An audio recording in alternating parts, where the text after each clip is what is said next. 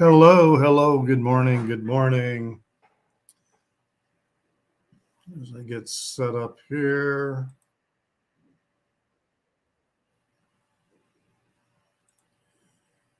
And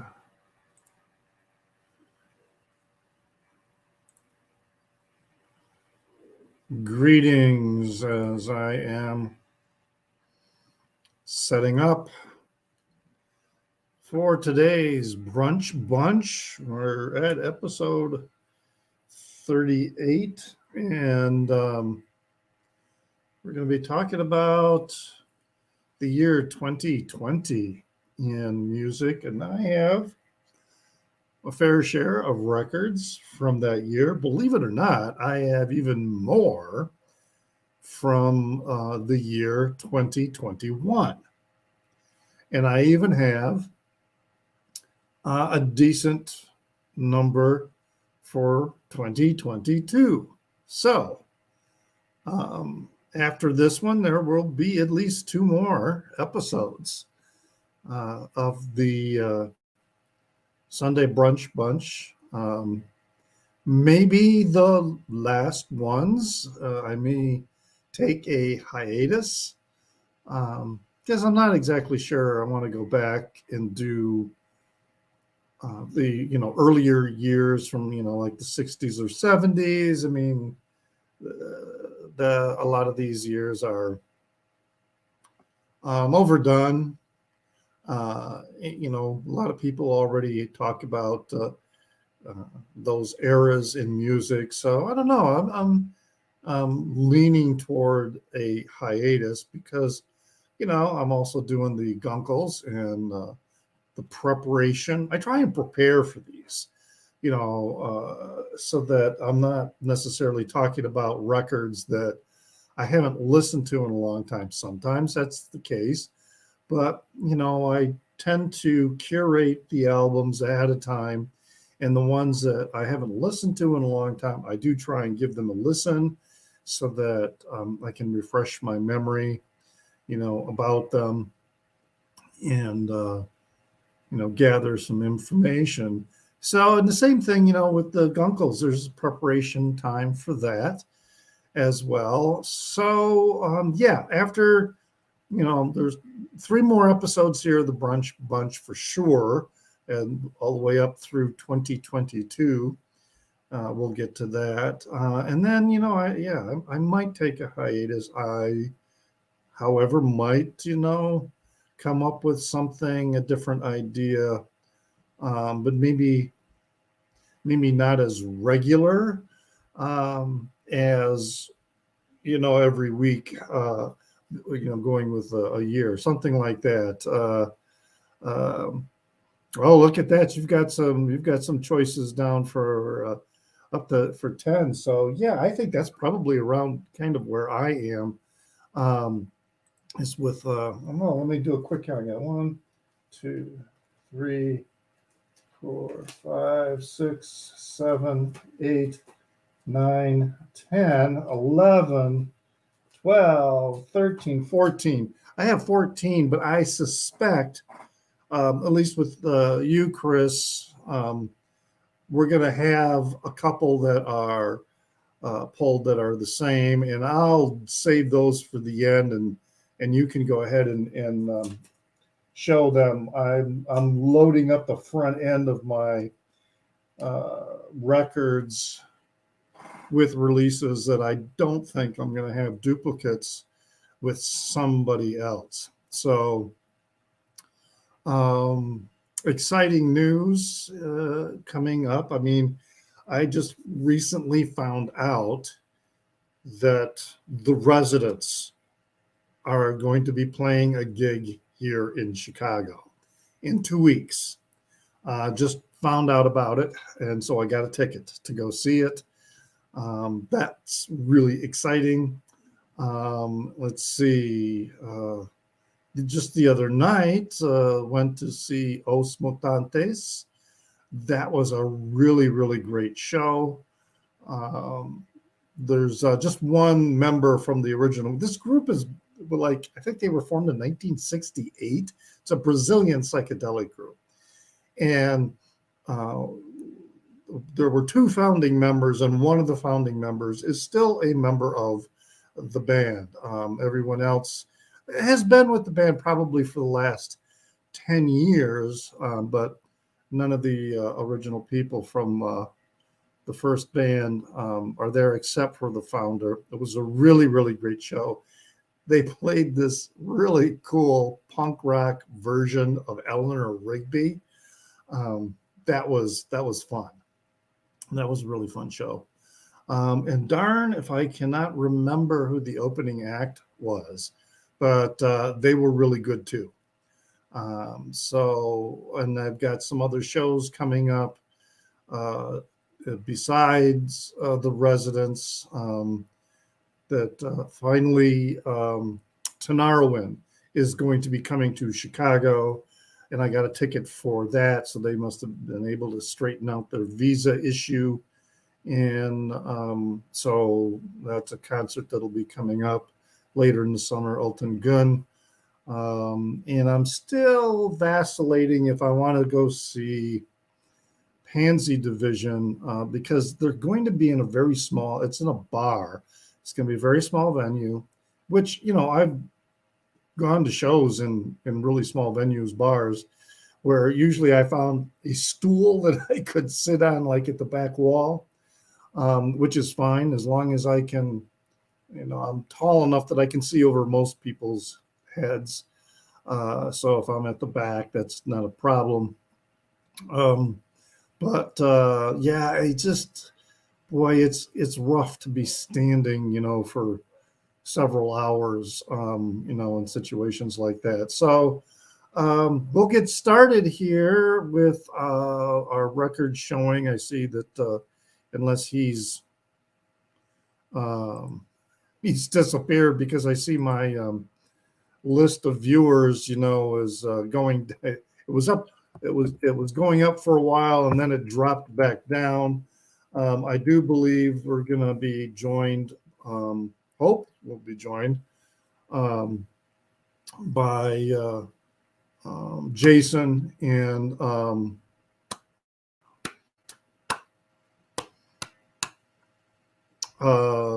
damn it, the guy from Finland. Why am I losing my mind here and I can't remember his name? But here we have Chris joining us. How you doing, Chris? Hey, so you're thinking of Tommy? Tommy Vinyl Knot. Jeez, it seemed like he was indicating that he would be here today, unless something, some other social obligation came up. So that's always a possibility. So, yeah, you said that you had to narrow it down to 10. So you must have quite a few 2020 releases. Yeah, well, I was in my house most of 2020, and I got bored and I bought records online, Yeah, and yeah. they got sent to me. So, and in fact, like these last 2-3 years, I definitely have more records of than Same. pretty much almost all the years preceding.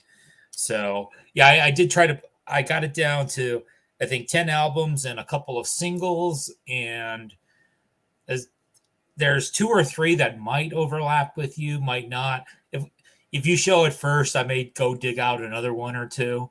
But I knew I had too many albums to show unless I just did a rapid fire. Right. Well, the ones that I'm anticipating an overlap, I put to the back of my pile, so that gives you or anyone else an opportunity to show and talk about them. So I'm pretty sure I'm going to maybe the first one I'll show might overlap with somebody, but I don't know. It was I did the same thing in that I didn't necessarily order too many online, because at that time I was just becoming familiar with Discogs, and I was initially a little skeptical and leery of buying through their marketplace. But for the big record store that was by me, Reckless Records, they were closed initially during the pandemic, and then they moved, and they opened briefly before they moved because they had a big sale because they didn't want to move their entire inventory, so they were going to try and get rid of as much as they could. Um, and then they started letting people in limited groups. As things slowly opened up, and then I was finding some other stores as well. Yeah. And So our local small college town independent record store, for a while they had a thing where basically you couldn't go inside for a while. What you could do is you could call them up yeah, and say, "Hey, do you have such and such?" And yeah, I bought a few records that way because I was trying to support them, but it was like really clumsy because they don't have a good. They have a website, but it's like really terrible. They don't right, keeping track of their inventory, so you would just basically just be blindly naming out things and seeing if they had it, which is a lot harder than either an online where they actually have their records arranged or when you can go in and look at them yourself. right. And then they went to the point where you would basically you would go to the door and you had to wear a mask. They would only let in like 2 or 3 people at a time. And then it got to where you could go in, whoever wanted to could go in, you'd wear a mask, and now it's just back to whatever. Yeah. So. The Dusty Groove for quite a while did that, where you ordered a record on their website, and then you could go. There'd be someone in the store, but they were only there to deliver purchases to people who showed up, at the door. It might have taken them the longest to open to allow customers in. Yeah. And that's a good store for jazz. They have a really big jazz section in that store. The rock section is much smaller. Yeah, our record store was probably about the last place here in Kentucky that kind of went back to just like pre-pandemic sort of protocol. But I know the owners that place does skew liberally in terms of their owners. All of our political candidates who lose, they'll put up like signs for. So. There's still a couple stores though that I used to go to pre-pandemic that I haven't returned to. Bloody or Bucket of Blood, that's what it is. Bucket of Blood. I haven't been back there, but they're still open. One of them has since closed. He retired, and that was Dave's Records, little tiny shop that he ran. And he had a huge sale, 50% off. He did 50% off used records, but he was still selling the new sealed records for retail price. And then I think he might have dropped the price, to finally close out. But that place is gone. And there was a store up in Evanston that I used to go to that it's still there, but the guy is never really reopened. So who knows? Then there's this other store where the guy is never open, it seems like, except on record store day. He opens on, and it's this tiny store that's wall-to-wall records all over the place, but he's like never open. And I think it's because he has some significant health issues. And he runs the store completely on his own. We were talking about that while we were making our latest Gunkles episode.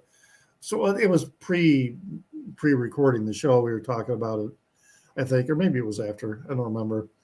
But he must own the building, to have a store in Chicago and keep it closed and, open it when you want, Yeah. he's got to own the building. That just sounds crazy. Yeah. Well, come on, Tommy. I warned how our time changes. That was in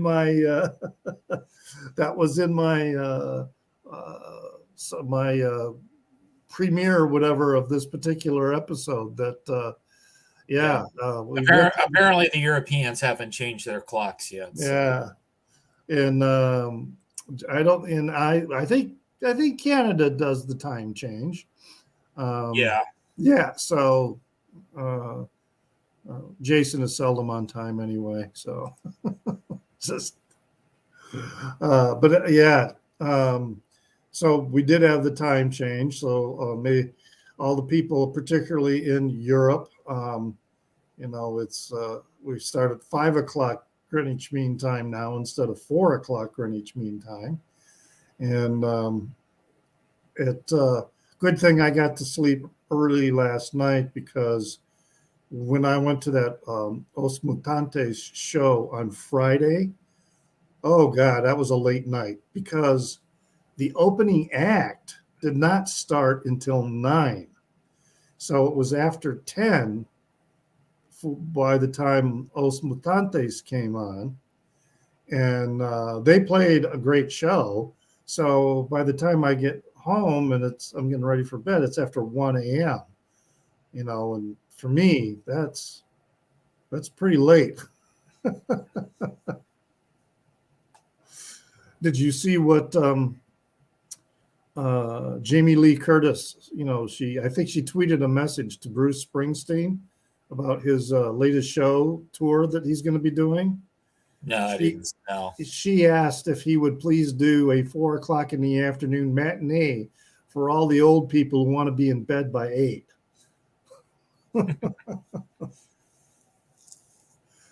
I'm wondering about that. All right. Well, while Tommy and Jason pull things together, Jason is joining us now. Look at that. Jason's ready, huh? Hey, what's up, guys? We are. Yeah, I debated whether or not I want to do this year, because I thought last week was a good cliffhanger, actually. It was the end of the 2010s before whatever happened in 2020, right? The end of the world. But dip our toe. I mean, what a year, right? That's a year that changed everyone's life. 2020. Oh, yes. Chris and I were just talking about that. Now, you run a store, don't you?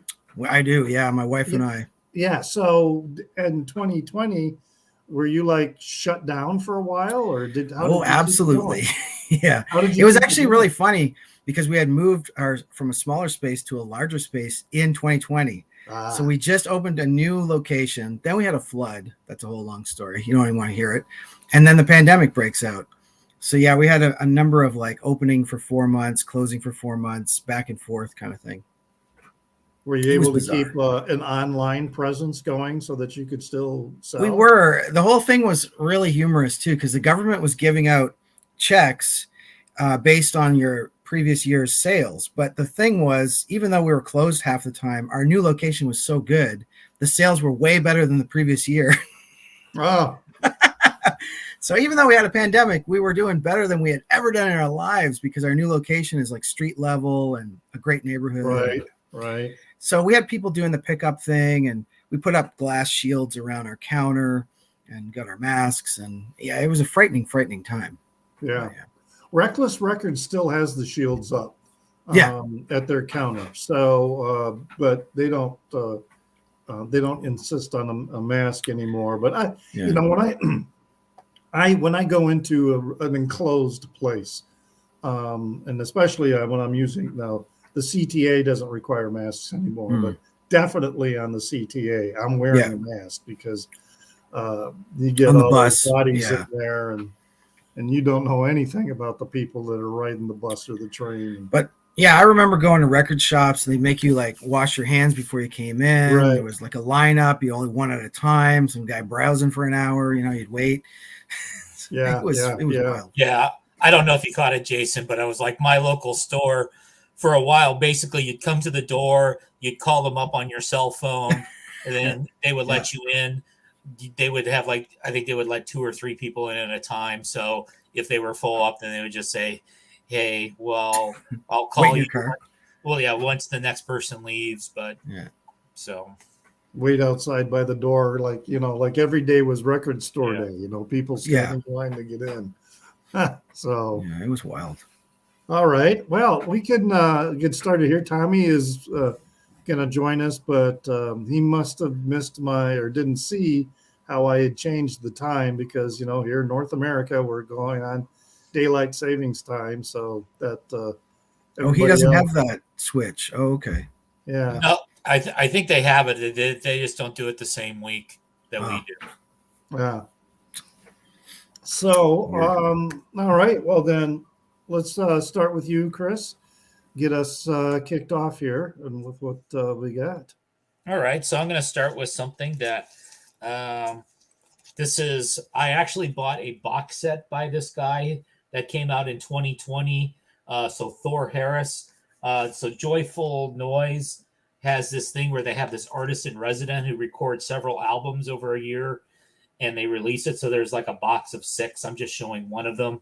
This one's called Thor and Friends. So Thor's based out of Austin, Texas. He's a percussion player. And it tends to be pretty experimental music. I know he's been in some of the lineups of Swans at some point in the past, and they all came out on different. I know Jason hates this, but they all had different cool colors that they came out on. I know Jason would pay extra for the box of 6 that were all black. Yeah, give me the black. So, so this one's called Thor and Friends 3. So I like that cover. Yeah.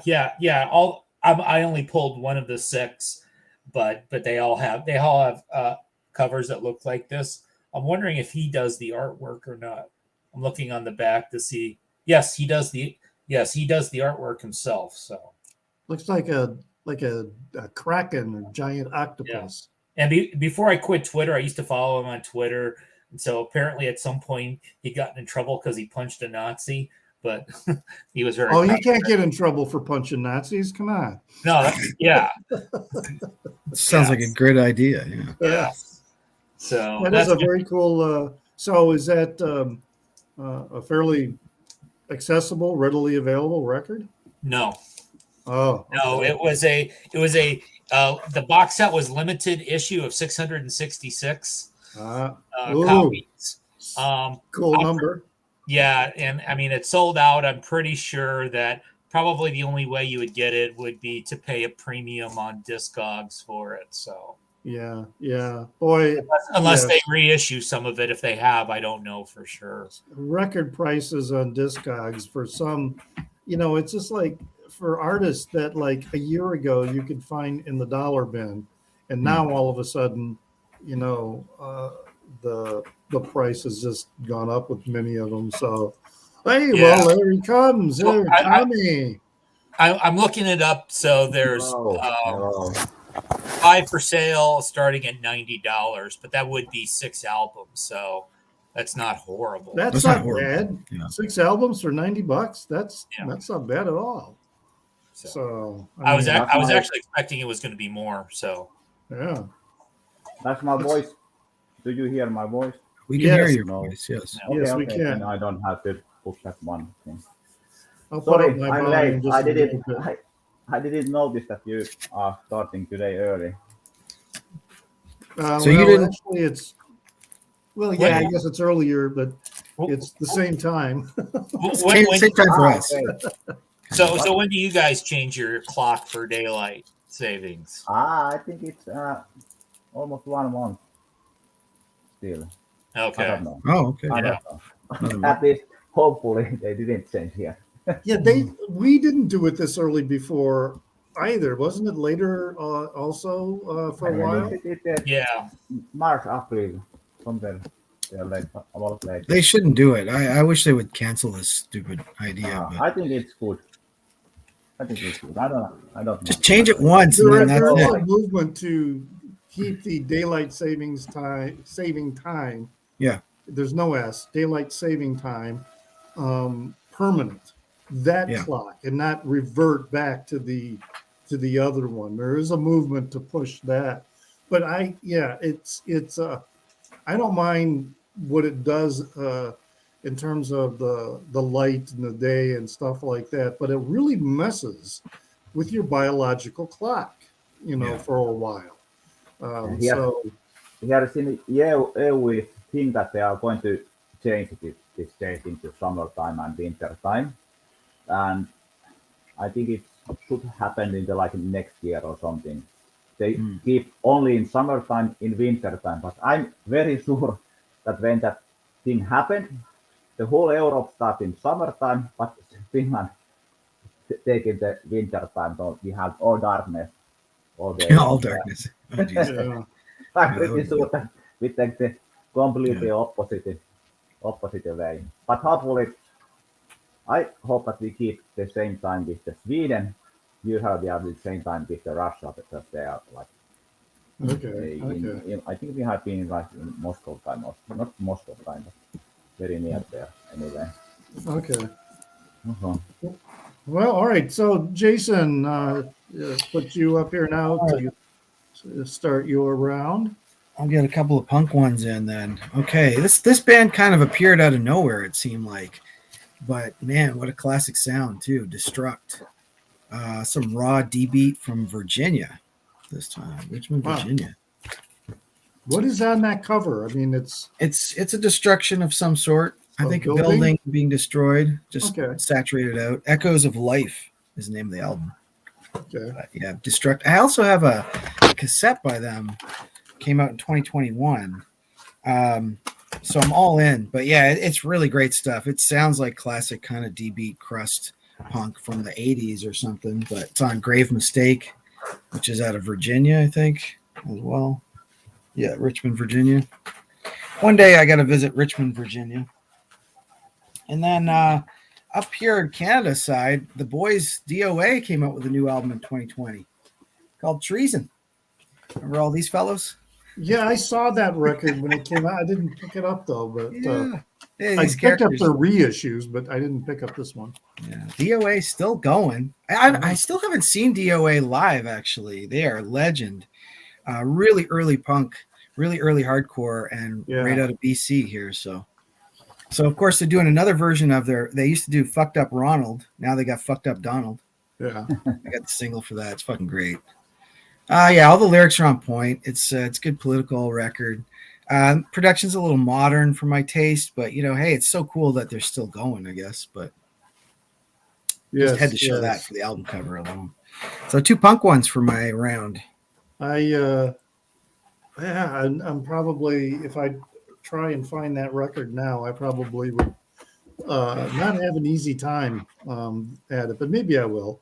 I got it for $26 Canadian, so that's a pretty good price.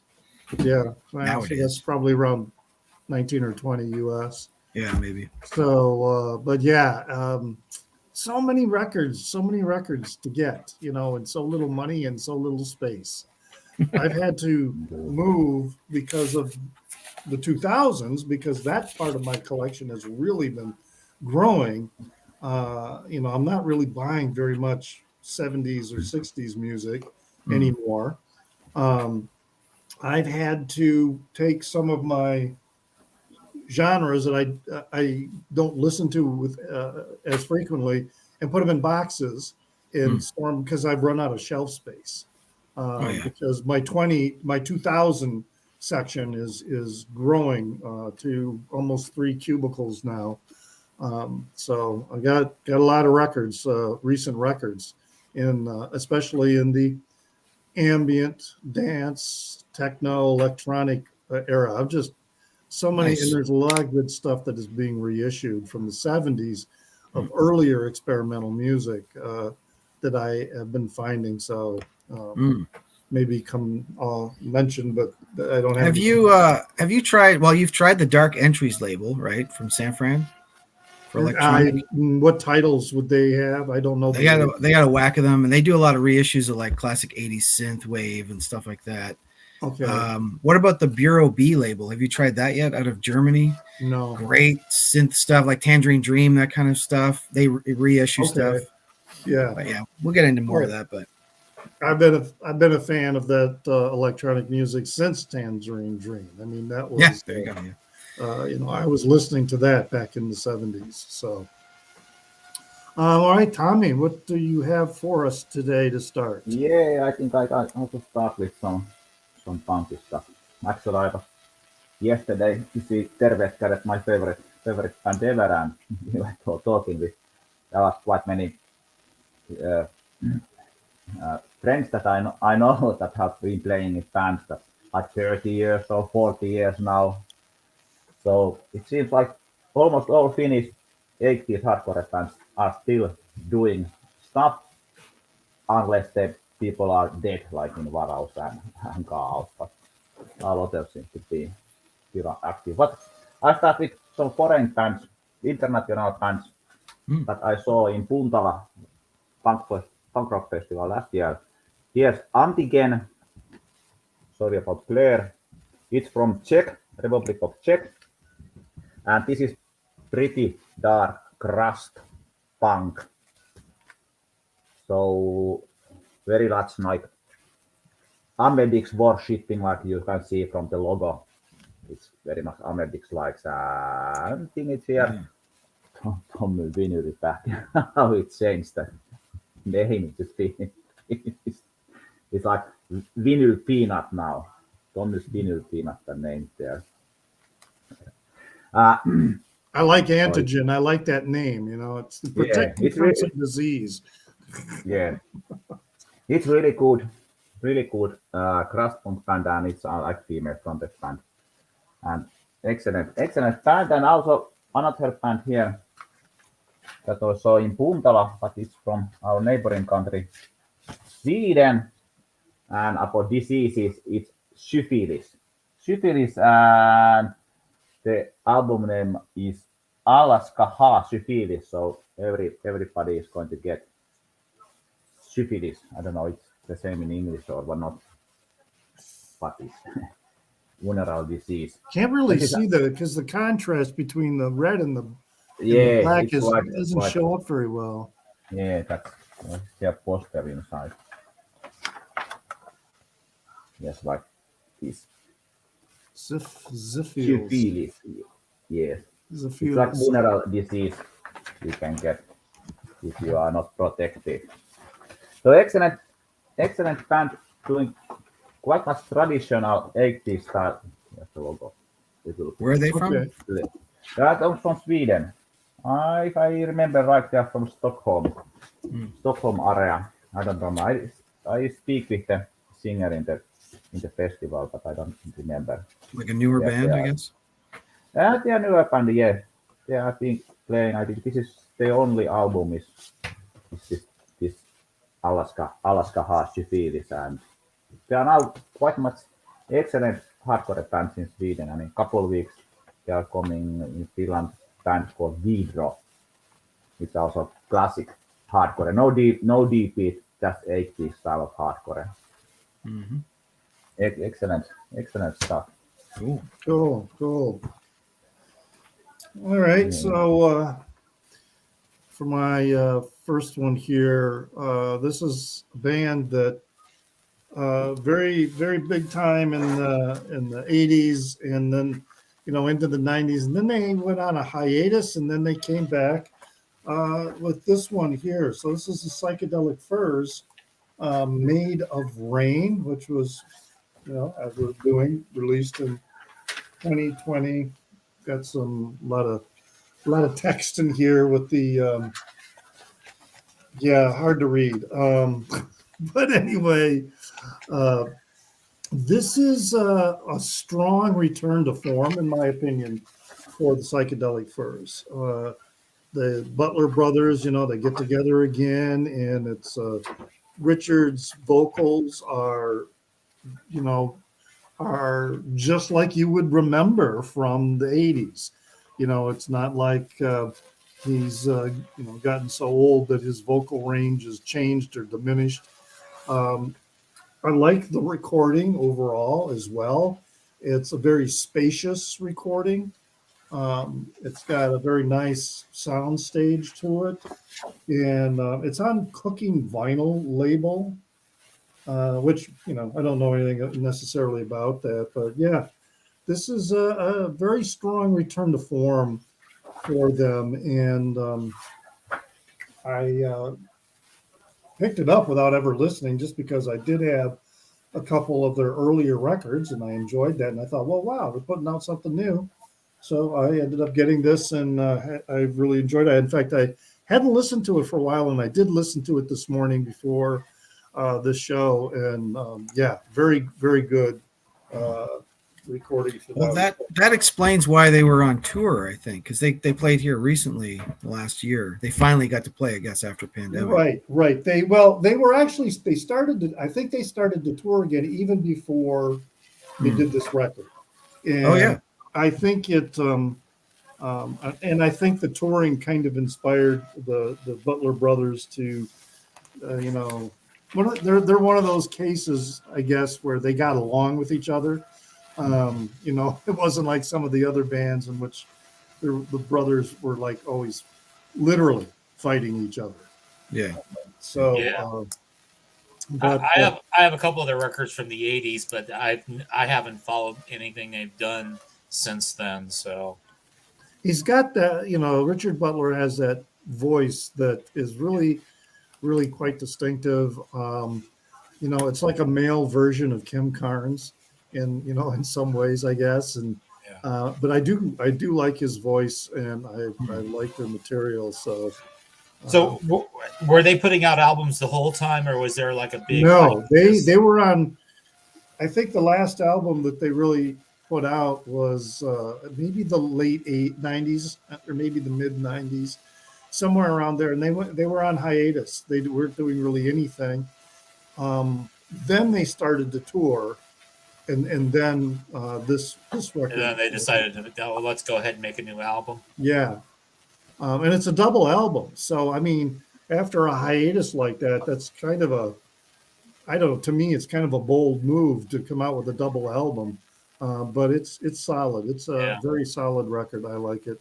But they might have been whoever, I don't know who the main songwriter is in the group, or if it's several people, might have been sitting on a lot of material if they had put out anything in a while. Well, yeah, especially I think, as we were talking earlier about the pandemic, I think for a lot of bands and musical artists, when they couldn't tour anymore, some of them started, going back and working out tunes and writing some new music. And I know some bands put together records where each individual person would record their individual part, and then they would take that to the studio to put it all together, because they couldn't.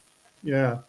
There were quite a few records, good records too, that were put together that way. So, what is a necessity is the mother of invention? Is that the saying? Something like that. So, the circumstances can certainly drive creative forces in a way that, you never anticipate. But that's kind of why I'm really anticipating after this, because Car Seat Headrest hasn't really done anything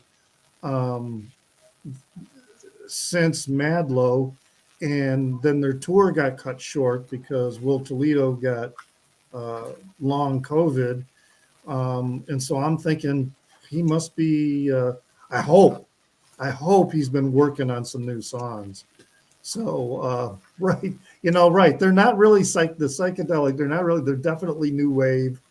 More of a, and this new one of theirs is not even really new wave. It's alternative rock. It's, it's not as synth poppy or whatever as maybe their earlier stuff. But yeah, nothing really that psychedelic about them. Not like Os Mutantes that I saw the other night. So anyway. Yeah, more fur than psychedelic. You're right. That's that raspy voice that that Richard Butler has. All right, Chris, what you got? Okay, well, my theme this week's going to be I'm going to be all over the place. So I'm going to show you. This is a 10-inch record, and it's rockabilly. So Cool. Max Stevens and his In the Groove Boys. I don't know if any of you ever watched the I Buy Old Records YouTube channel. Yes, I have. Yeah. Yeah, so that's Max Stevens. So he used to live in Texas, and basically he would go around and he would find like the old valuable records, and he would know who to sell them to. So this is a 10-inch record. Jason will be happy that it's black in color. And it's really these are songs. These are not cover songs. These are songs that he wrote, but they're all like classic rockabilly style. So you got the big stand-up bass. He tends to use like old refurbished equipment and the like. And so you got some double entendres in the songs, and you got kind of a sexy cover going on there. So it's fun party music. It's certainly not it's not a concept album unless the concepts go out and party. So, well, as sexy as a cartoon can be. Right.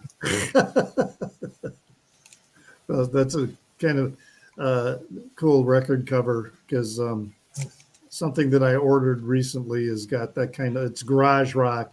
And it's got that kind of cover on it. So I am hoping to get that this Monday. Yeah. Heavens to Murgatroyd. What's the band? It's a garage rock band. I'd have to look it up to figure out. Yeah. But and I know he's relocated to Argentina, so he's not doing the record hunting anymore. So his wife's from Argentina, so it's not like a random thing. So okay.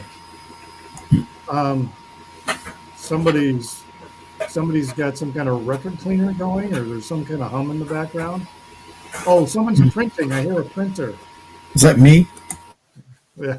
Well, it's your turn. Yes. So yes. Oh, yeah. You know what it is? It's like my computer's loud. I don't even have a printer.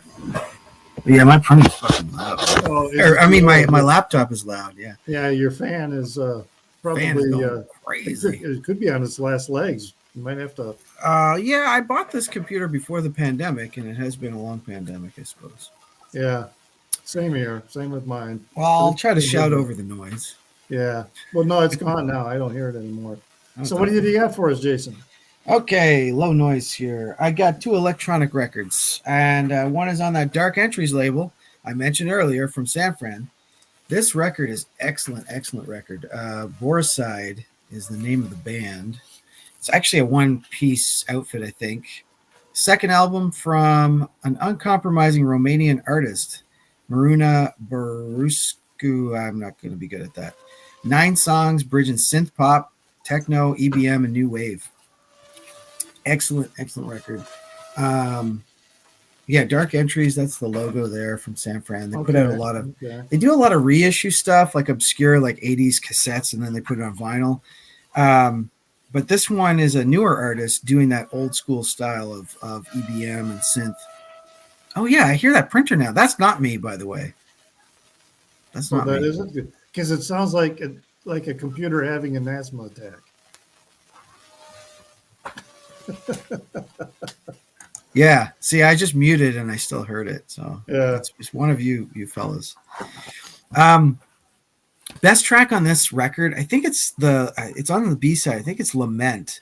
But anyway, there's a track on the B-side that sounds totally out of like Depeche Mode's Black Celebration, early Depeche Mode era. It's just got this great melodic vocal, dark, kind of gothic, post-punkish. So Burside, that record has grown on me a lot. It was kind of a random buy. I could pretty much buy anything on Dark Entries and be pretty happy with it. It's a little pricey to get the Dark Entries stuff up here in Canada, though, which is one downside. And they also complained not too long ago that they're having trouble pressing records because, Taylor Swift and stuff. Yeah, the Swifties have taken over all the damn pressing plants. Well, that's good for her. So that's good for the industry. Yeah, good to hear the same tunes over and over again. And we got DJ Overdose. This record came out on Lies, a double album. Now I don't know if Stunty would call it just a compilation, as he likes to say, not a concept album, but this is a great record. A lot of tracks on here, and a kind of a good mix of techno sounds. You got electro, you got maybe even a little synth wave in there, some EBM industrial as well. So just really good. This DJ's been around for a while. This producer he's Dutch, and I think he started like late 90s, 2000, but he really kind of took off in the 2010s in terms of releases. And that one's on the Lies label. Long Island Electronic Systems, which I love, from New York. Those are my two picks. All right. And we still haven't figured out where the noise is coming from. Yeah, that's all right. Maybe it's Chris. He's muted. I don't hear him now. Let's see. Don't hear any noise here. Maybe Tommy. Yeah, Yeah, okay. whatever. When you're a computer fan, Jason was going, that one was really loud. This other one, just like I say, sounds like comes in and out. something having an asthma attack. Difficult. Like a saw. Sounds sort of like a saw. So, all right, and Tommy, what do you have for us? Yeah, okay. We keep in Scandinavia here. Is my favorite album from 2020. It's Myrkur and Folkesange. Oh, Jason there. Yeah, okay, now we are here. Myrkur and Folkesange. So this is complete acoustic album, and it's played in old Scandinavian music instruments like nyckelharpa and things like that. I don't know, remember the names of all those instruments, and in traditional Scandinavian music wave. And this is really beautiful album, and some of the songs are in Danish and some are in English also here. And they all could be not in Sur, are all in Danish or but also in Norwegian or something, another language, I don't remember. But this is excellent album. I really was waiting this album and pre-ordered it from the States, and then this COVID happened and it stuck like 3 months in some warehouse in States. I get the money back and order it in Europe somewhere, and then the American album also came. So now I have couple copies of this one, and this was nice galaxy blue, like frozen ice or sky. Nice color variant. Yeah, Janne helped us. Kiet Fiddle. It's the nyckelharpa. This is actually really difficult to have thinking in Finnish and then have Swedish words there, and then try to put all in English. It's not help. Trilingual. Yeah, 3 language. Yeah. And yes, but the music's good. And music's good. Actually, I read that Myrkur have new album almost ready, or it's ready and coming later this year, and hoping it's more it is Folkesange way, not the black metal way, and we have been busy doing music to Viking series, I think. Okay. All right. Nice. All right. So this one, maybe, I don't know if you have this polled, Chris, so maybe there's going to be an overlap here. But this is Krongben, and this is their, yep, you have it also. So this is their most recent record. Now they do have a record that is a joint venture, with View Farkature, the son of Ali Farkature. But because that's a group effort, even though I guess it's cataloged under Krongben. To me, this is their latest record. And it's I can't, just not much of it on the inside, but this is a slightly different sounding record than their earlier material. It's got a little more new direction, a little funkier. There's a little more of a disco vibe with some of the songs here. When you go to All Music Guide, this is the one they pick. If they have the All Music Guide pick, which is if you're only going to get one record from a particular artist, that's what supposedly the All Music Guide pick represents. This is the one you should get. I think it's just as good as their other ones. I was reading some criticisms of the pressing I have, that people were saying it didn't sound very good. That the pressing was just bad overall in terms of the sound quality, etc. I don't know. My pressing sounds pretty good. It doesn't have any surface noise that a lot of other people were talking about. And to me, the sound stage is quite vast. It has a lot of, and I really like in one of the songs they've got this cowbell that has a bit of an echo to it, and it sounds very, very cool. Great artwork too. They tend to have pretty good artwork with their records. So they've been coming around Chicago a few times.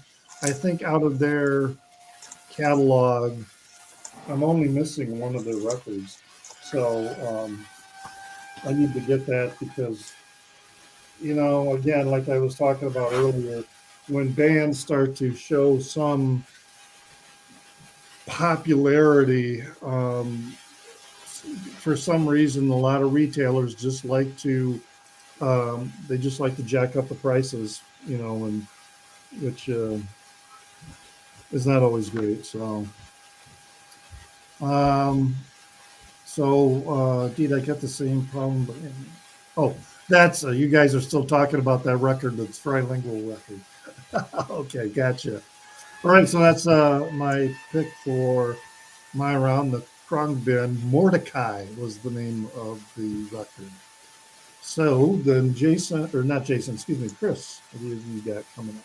Yeah, so I showed that as well, and I would actually agree with the All Music. If somebody asked me what Khruangbin album should I start with, I would have said Mordecai. I went ahead and pulled. I don't know if you knew about this one, Richard, but this is a 4-song EP. That's the one I don't have. Well, that's an EP, but I don't have that one. Yeah. Yeah, this is a 4-song EP that also came out in 2020. I don't know if this came before or after Mordecai. It's called Texas Sun, and so it's okay. I don't like it as much as Mordecai. That was why I hadn't pulled it, but since you went ahead and showed Mordecai, I went ahead and got this. I guess I just like them better as just their own 3-piece, rather than having the guest vocalist. And then the one you talked about with Ali Farka Toure, I have not heard. So, or not View. Yeah. Yeah, his son View. Okay. Yeah. So.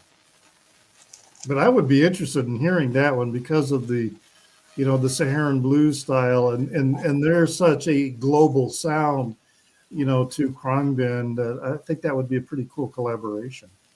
Yeah, it could be. As I said, I haven't heard that one. So. So is that it for your round? Just showing the Texas Sun? Oh, okay. I'll go ahead and show something else then. So this is the Sunshine Boys, Work and Love. So this is a Chicago-based band.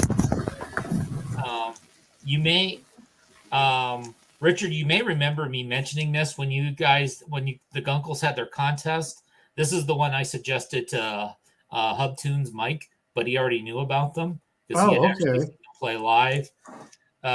So it's a 3-piece. So the guy in the middle, his name is Dog Julin, and he's been a longtime member of Poi Dog Pondering. And then this is Frida Love Smith from the Blake Babies. She's the drummer for them, and it's pretty alternative indie sounding rock. He's the main songwriter and the vocalist of this group, and they put out 2 albums. This is the second of them, And I know Frida has retired from drumming because apparently she has a bad back. So there won't be any more new Sunshine Boys albums unless they change their minds like other bands have sometimes done.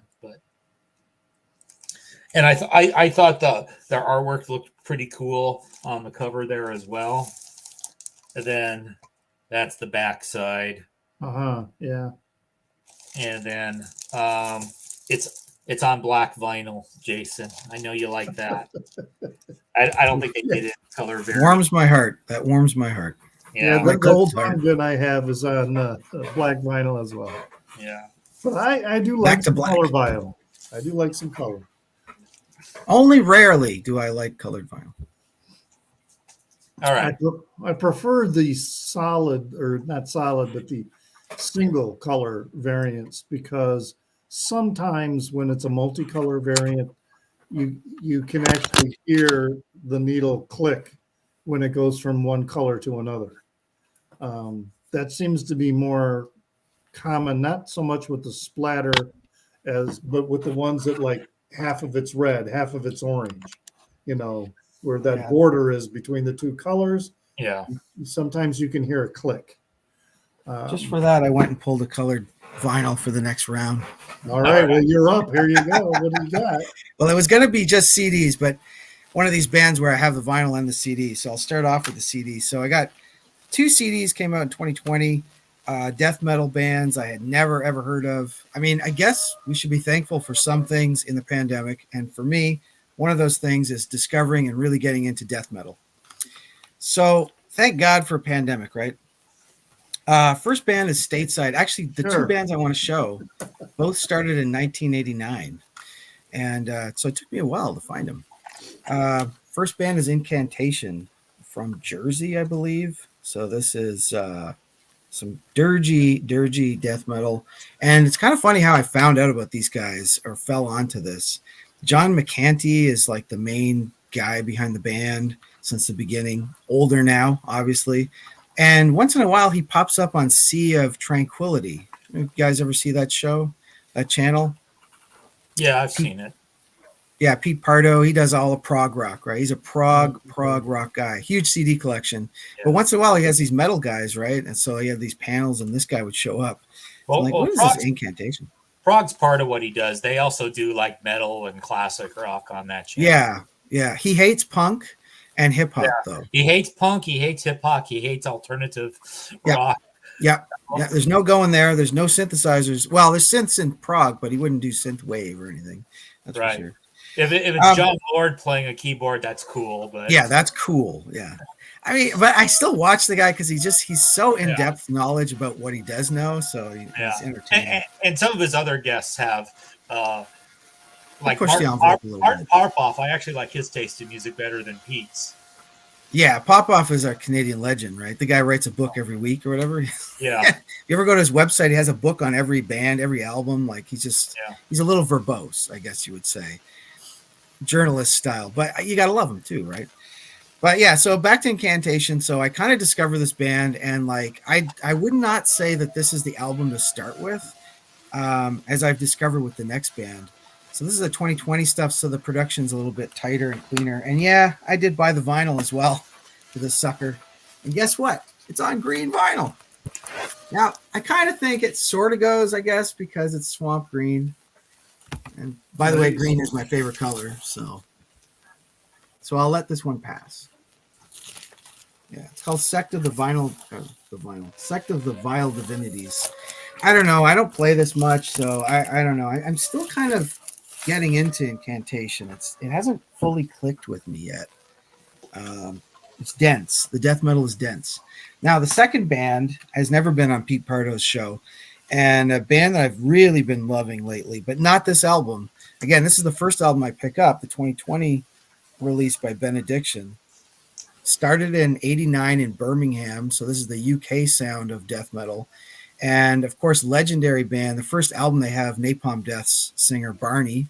And then they have another famous singer who's in other bands as well. So I'm kind of discovering the whole 90s death metal, underground metal scenes, extreme metal scenes. Because it's not something I listened to in the 90s ever. I listened to hip hop and techno, mostly in the 90s. So now I get to discover these older bands, but this is like their 2020 release, and they have huge gaps in their discography. So like they had a release in 2001, then they wait till 2008, and then from 2008, then there's one in 2020. So they kind of banking every 10 years sort of thing. So yeah, that's my round. Death metal. There it is. Benediction. Good band. I recently got their first album, and I love it. So now I'm thinking maybe I should get the first album of Incantation, and I'll love that. I like the production more raw. So Okay, all right. I have also discovered choice of early 90s Finnish death metal that I did listen then, but not so much. But now I've been registering all those old demos, so I have been buying those, and pretty good sound quality. And I always buy cassettes because they are more in that genre, because that's the way I listened to them back in the day. So I think more fun to listen to those in cassettes. Probably not listen to those at vinyl at all. Well, also I like the music production in the 90s too. It's not all that brick walled shit, and it's not uber digital like it is these days. So yeah, and the singing in those early 90s stuff was nearer to thrash metal than the death metal turned. Yeah, then it solidifies, right? Later on, and it becomes like a template. Yeah, I didn't like that fast of all. But hey, I think I have here. There, Tommy? I have in the way of that you did show here. Here's Mulatu Astakte and Black Jesus Experience. So this is pretty much in the way the records you and Chris just showed. So Mulatu Astakte is Ethiopian master that have been doing this style of jazz from the 60s. And this is really good album to know without knowing, and it's pretty modern old jazz mixed with some hip hop. This is really good album for all three. You probably like this one. It's really cool, and one of my favorite albums from 2020. I started listening more of jazz and things like that. So the artist is what, the Black Jesus Experience? Yes, it's okay. Black Jesus Experience, yes, and Mulatu Astakte. Yes. Yeah. That's the name. Oh, Mulatto and the Black Jesus Experience. Yeah. Mulatu Astakte is Ethiopian singer, music maker from the. He started in the 60s, I think, doing Ethiopian style of jazz, and really famous one. And this is really good mixture of jazz in and singing. I think in Ethiopian and in English. At least the song names are Kulun Mank Valeski. That could be anything, I don't know.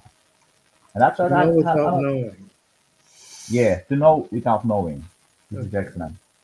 Excellent. That song is very good, and that's the song Mulatu, also excellent. All songs are cool, but there are a couple that are a little higher than the other one. And I have actually here another jazz album this is from London.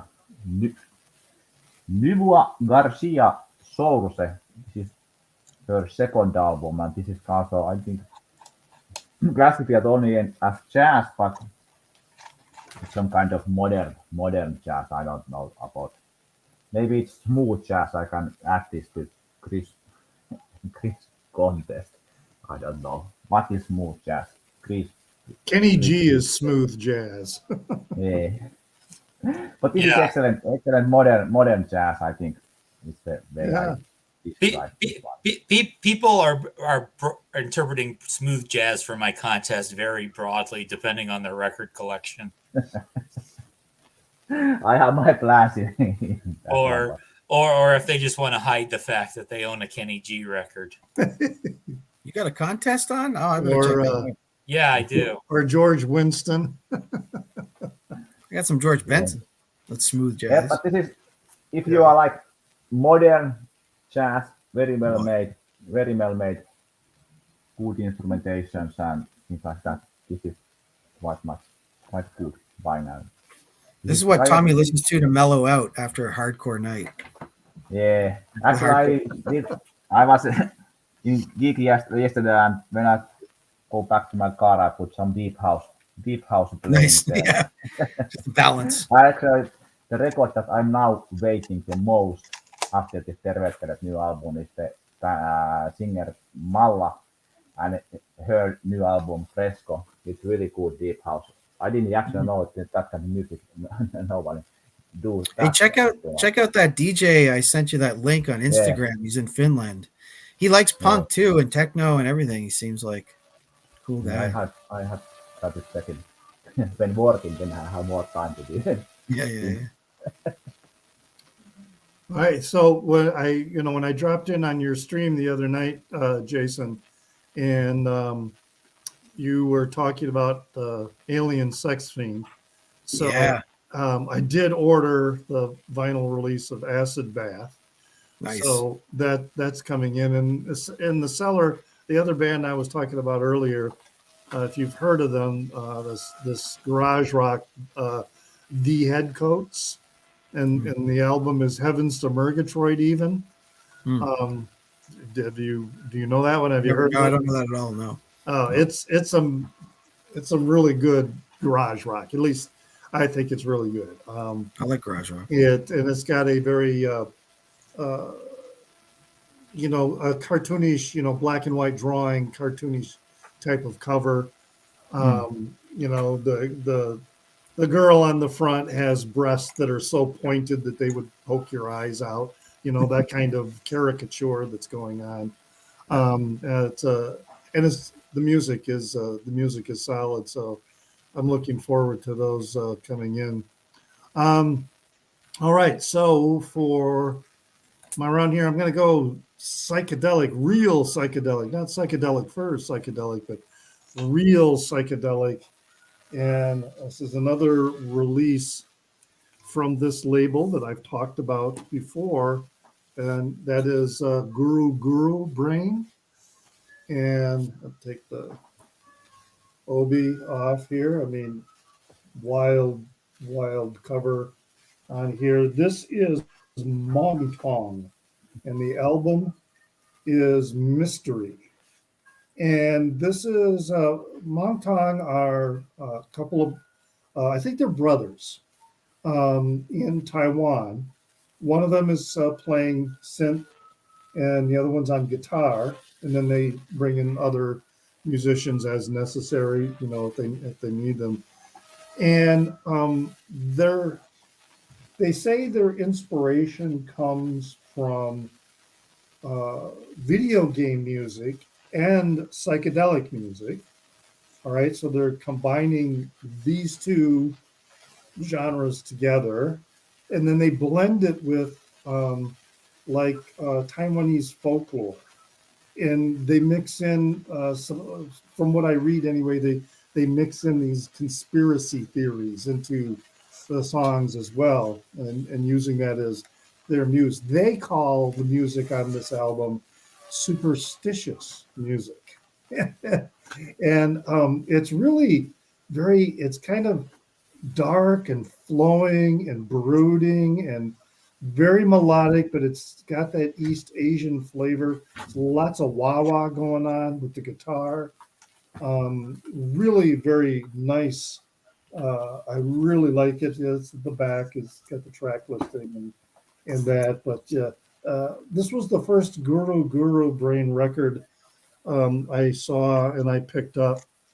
It is, and this was a cold buy. Just the album cover. I saw that album cover and I'm like, shit, I got to get this just because of the album cover. If I don't like it, I can frame it. But it is a really, really good record. They do have a new one out. It's on a different label. The WV Sorcerer Productions label. Really don't know anything about that particular. And it's supposed to be more on the experimental side. It's called Orientations. I may be looking for that and checking that out just because of this record I do like so much. Yeah, it is.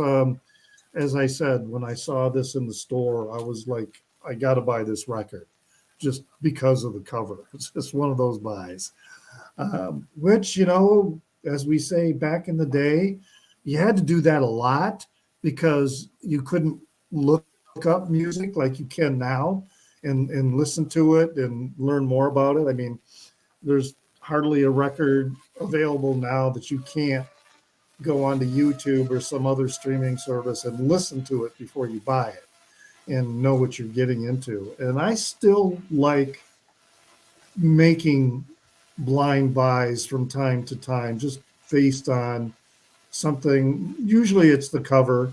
Sometimes it's the band name or the album name that really piques my interest.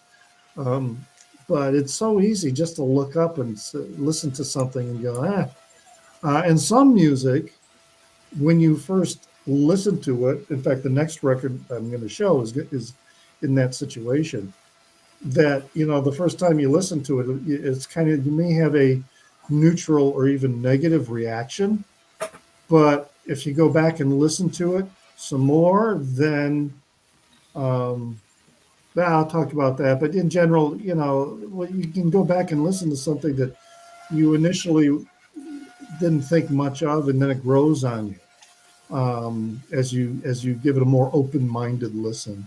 So, and yeah, labels too. I am finding a couple labels that if I sing on, well, Warp Records is one, Soul Jazz Records is another one. If I say something that's on that label, and same with Guru Brain. If something's on either of these three labels, I definitely buy it. Other labels, I like what they do, but I'm not at that stage yet where I will buy purely because it's the label. But anyway, that's what I got for my round. So that's, Mong Tong, and the album is Mystery. I was tripping out just on the album cover. Yeah, isn't that just absolutely, this is wild. They got a lot of Chinese symbolism going on in there. And then you got these eyeballs and hands coming up with eyes in the hands. And, it's just, this is freaky. Love it. Great artwork. So what you got, Chris? All right, another Chicago band. We've got Local H with their latest album called Lifers, at least their latest studio album. If you guys don't know Local H, they were probably most known for a semi-hit they had in the mid-'90s called Bound to the Floor, the one that used that word copacetic in it a lot. But the Lifers kind of goes along with the fact that they're one of these bands that, okay, they lost their major label deal, but they never quit making music. It's a two-piece band, so Scott Lucas, he's the lead singer, guitar player, bass player, all at the same time. So he's got a guitar that's strung in an unusual way, so he kind of serves the bass role at the same time. He has a massive amount of pedals in front of him, and then he has a drummer. And so this is a double album. Basically, sides A and B are relatively short songs, a little bit more on the melodic poppy side, and then the songs are actually sides A and side C, and then side B and D. So the first side, the second side of both discs are the kind of the longer, more sort of classic rock, maybe a bit on the pompous, but in a good way songs. Beyond the Valley of Snakes, there's a video for it as well. 7 minutes with snakes crawling all over the place. It's really cool. Defiant Surrender is 10 minutes long, which is usually too long for me, but I like it. Winter Western was a duet with Juliana Hatfield, so we get our Juliana Hatfield content in for the week. And So I don't do any of you guys know local H besides me? I was waiting for the Juliana Hatfield. Yeah. She didn't have a local age. She didn't have a full length. She didn't have a full length album, but she did have a single that year. Go. So we'll get that out of the way. Okay, all right, yeah. So, I do not know this band. Okay. Oh, and this was produced by Andy Gerber, recorded by Andy Gerber, but also part of it was recorded by Steve Albini at Electrical Audio. So, and I met Albini once because of poker. So, oh wow, what was that like? Yeah, I guess he is a big. He does the poker circuit. Yeah. So basically, Steve and I have like a common friend who's a Chicago-based professional poker player. This guy Matt, and back when I was playing poker seriously, this has probably happened like 6 or 7 years ago. I was in Vegas. I was hanging out with Matt, and then there was the night that Steve came in because he was going to play a couple tournaments in the style of poker that he likes, and he's really good because he's won a couple of these World Series tournaments. Really? Yeah, and he was just coming fresh off a tour with Shellac. So, I mean, I bit my tongue. I didn't fanboy out because I figured Beanie probably wouldn't be into that. So no, yeah. I mean, especially if you ended up at the same table, he'd probably use that to his advantage. Yeah, true. Well. Steve plays mostly 7-card stud and Raz, which aren't my specialty, so we would be unlikely to play in the same tournament. In fact, I pretty much don't enter those tournaments. So the styles that he's really good at. So yeah, all right. So did you ever win big, Chris? Have you ever like lost big, won big? I made a final table of a World Series of poker once. So. Not like the main event that you see on TV, one of the side events, but I've had some times I've done well. So nice. Okay. But I'm basically retired from serious poker now. Yeah, I burned out on it. It would be fun, but I don't have the brain to figure out the probabilities and all that. Yeah. I'm not a what is it? The math is a left brain and language is right brain. Is that, or is it the other way around? Depends on who you talk to, but yeah. but I mean, the mathy part of the game I like. So yeah, no, that's not. I like poker, no brain. but I can't bullshit my brain. way through it. And my tells are probably so obvious when I get a good hand that everybody folds before I can even do anything. So, anyway, what you got for us, Jason? So I'm just going to do 2 rounds left, like this one, and I got one more after this. Oh, really? So, yeah. We got a lot. Yeah, I mean, that's all I pulled, I guess, for today. But, yeah, I'll jump into a punk round. One more punk round, and stateside, both 2 bands from southern style punk here. These guys are from St. Louis, I think. Let me get this right. Yeah, St. Louis, Missouri. Fried EM. Pretty cool record that they put out. I think La Vida Es Un Muse put some versions of this out, but this one seems like a really indie version. I think I got it off their Bandcamp.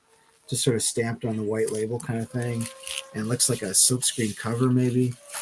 But yeah, this is really good. Hardcore / classic punk, a little bit. Very short songs, like a minute each song. I think the longest is like 2 minutes. Oh wow, we connect, man. We have a crossover. Wow. Yes. Nice. And I only have to cross over with Tommy in this episode. Yeah. Wow. Yeah, it's true. Be a full club here, a clubhouse thing. But yeah, this is so yeah, I like it. It's pretty good. You play it often, or? I've only played it a couple of times. I only got it recently, so yeah, the cassette also, right? I don't have it on cassette. Oh, whoa! I thought you held up the cassette. So. Oh no, I was holding up my Finnish. Right, yeah, Tommy. So, yeah. And I have been making notes on the songs, Tommy. So eventually, Okay, good. But yeah, that's some good shit. And then, of course, I have to show the #1 punk album of the entire year. I mean, this is a VC classic. Tommy will know it, I'm sure. I think it started with. Did it start with Vinyl Richie? Did it start with Pilmer? Did it start with Ryan Kidd? We all had it. We all had to get it eventually, and it's fucking worth it for sure. The Schizos. Everybody was talking about this show. Everybody talked about this. This was the fucking record of 2020. I don't know if I did my top 10 yet of 2020, like back in the day, but this would be #1. It's on Sweet Time Records, and again, it's out of the South. What are these guys from Memphis? They're originally from New Orleans, but then I think that record label's based out of Nashville. Oh. Yeah. I have their single too. There you go. Yeah, and that fucking single's awesome too. Yeah. This is just. But I didn't get it. It was not, you didn't get it, Tommy? Oh man. I didn't excited about it. But I listened because everybody was talking about this show. I got the red okay, I have to check it. What the time, but I'd say it's worth the hype. It's worth the hype. It's really garagey style punk rock and very distorted and lo-fi, and it just fucking kicks. Just rippers. Lo-fi really sounds good, punk sounds good, but I'm not so much in garage. Even I have one garage rock single here. But mine is 148 out of 200. What's yours, Chris? Let's. You got a number up there, or is yours a red? Mine's 169 out of 200. Okay. And it's a translucent red. So that's 2 people out of the 200. Another 198 people out there that we need to meet. What 1% of that album in the world has just been shown? Holy shit! And you can still get it for less than $25. Oh man. Yeah, this would probably be a little too distorted and noisy, probably for you, Richard. I don't know if you would dig these guys or not. I like lo-fi. I've got if you like garage rock, that doesn't bother me. As long as it doesn't bother me as long as the music is it's crafted and interesting, and I don't mind that. Well, there's hooks for sure. It's a pretty fun listen. Yeah. What's the name of the single? The single is the name of the single is "Come with a Warrant." Yeah, don't come with a warrant or whatever. And it's got a pack of smokes. Come back with a warrant. Come back with a warrant. Yeah. Oh, yeah. He's yelling. Yeah, it's sick. Let me make you big for that a second there. Yeah. Now that was 2021. The 7-inch came out. I think. Oh, was it? Oh. Yeah. Oh well, I had it for next because I thought. It's a preview of the future. I think Discogs told me it was 2020. Oh, well, maybe. I'll double check. Not that it matters. I already showed it. All right. So I probably would like that. So I just clicked it and put it in my want list on Discogs. Yeah, or get it off their Bandcamp. Oh no, I think their Bandcamp is sold out for sure. No, Jason's right. The single was 2021. Oh well. Yeah. Okay. You are out now. Okay. Well, Tommy, what have you got for us?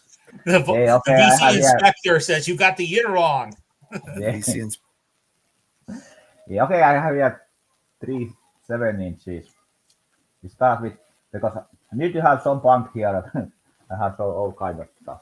But here's Kohti tuhoa and the 7-inch Erät totuudesta, Live by Truth. And Kohti tuhoa is probably in top 3 or at least top 5 Finnish hardcore bands or hardcore bands all over the world. And this is from La Vida es Usmus. I don't know why all these new punk band labels are in Spanish. This is now, I think there are a couple other labels also. But Kohti tuhoa, very fearsome and noisy hardcore. Now there's some the singer Helena is in one what is when the one new Swedish band and is coaching in there. But this is excellent band, at least Jason should know this one. Kohti tuhoa. And another one, this is the first 7-inch of Teinipää that is more in maybe this is like a power pop type of punk. I don't know what is cover pop actually, but they call themselves a nerd pop, so it's quite much easier. Nerd punk, quite much easier punk, but still in very much punk way. And this is the single Hotellin to the Hotel, and what's done in the B side is song 112, that means like 911, so it's cover version of ABBA's SOS. So this is pretty fun. 7 inch, and they got their second album just out. The first album was very good. There was fun, little bit childish lyrics, but now then the new album's lyrics are not so good, and maybe the songs are not so good that I think I skipped that album. But the first album was very good. I was there in the record release show back in Yeah, last year. you put a song by them on the mixtape, and Yeah, in my notes I had put down they were like a slightly harder version of like a twee pop band with the yeah, female that's quite lyrics. good description. And hey, one garage rock band here, garage punk band, Kiss Disease. This is their first 7 inch that I saw them in The 2020, I cover. think. Live, and they're sung in English. This is also amazing good live rock band. They have good songs. I think I take one song of Kiss Disease to that tape also, Chris. But You put a song by Kiss Disease on the mixtape as yeah, well. their first album is good, but I think they are now some kind of hiatus. The singer had some other things to do, and they are not active at least at the moment. I'm hoping they put things back together because they are really good in live, really good catchy songs in the punk rock, garage rock way. Excellent stuff, and label seems to be LSD. This is some kind of color record. No, all these were black records. Here's little Finnish punk in different genres: hardcore punk and garage punk. Nice. Nice. I like the that one cover with the mouths and the teeth. A little reminder of the opening sequence to Rocky Horror Picture Show. Yeah, yeah.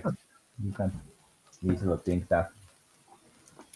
All right, I got. I'm going to show two here in this one. This is going to be a.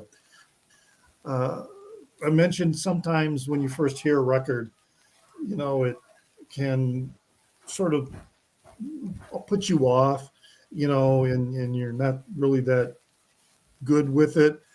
And largely, sometimes that's because of expectations. You're truly your expectation is the source of most of your disappointment with anything. But then if you can set aside and give something a listen with a more open mind, you may come to the conclusion, yeah, I don't like this. Or you might got somebody in the background. Yeah, you might want to mute your mic, Tommy. I'll just go ahead and mute them here. Or mute, you can mute.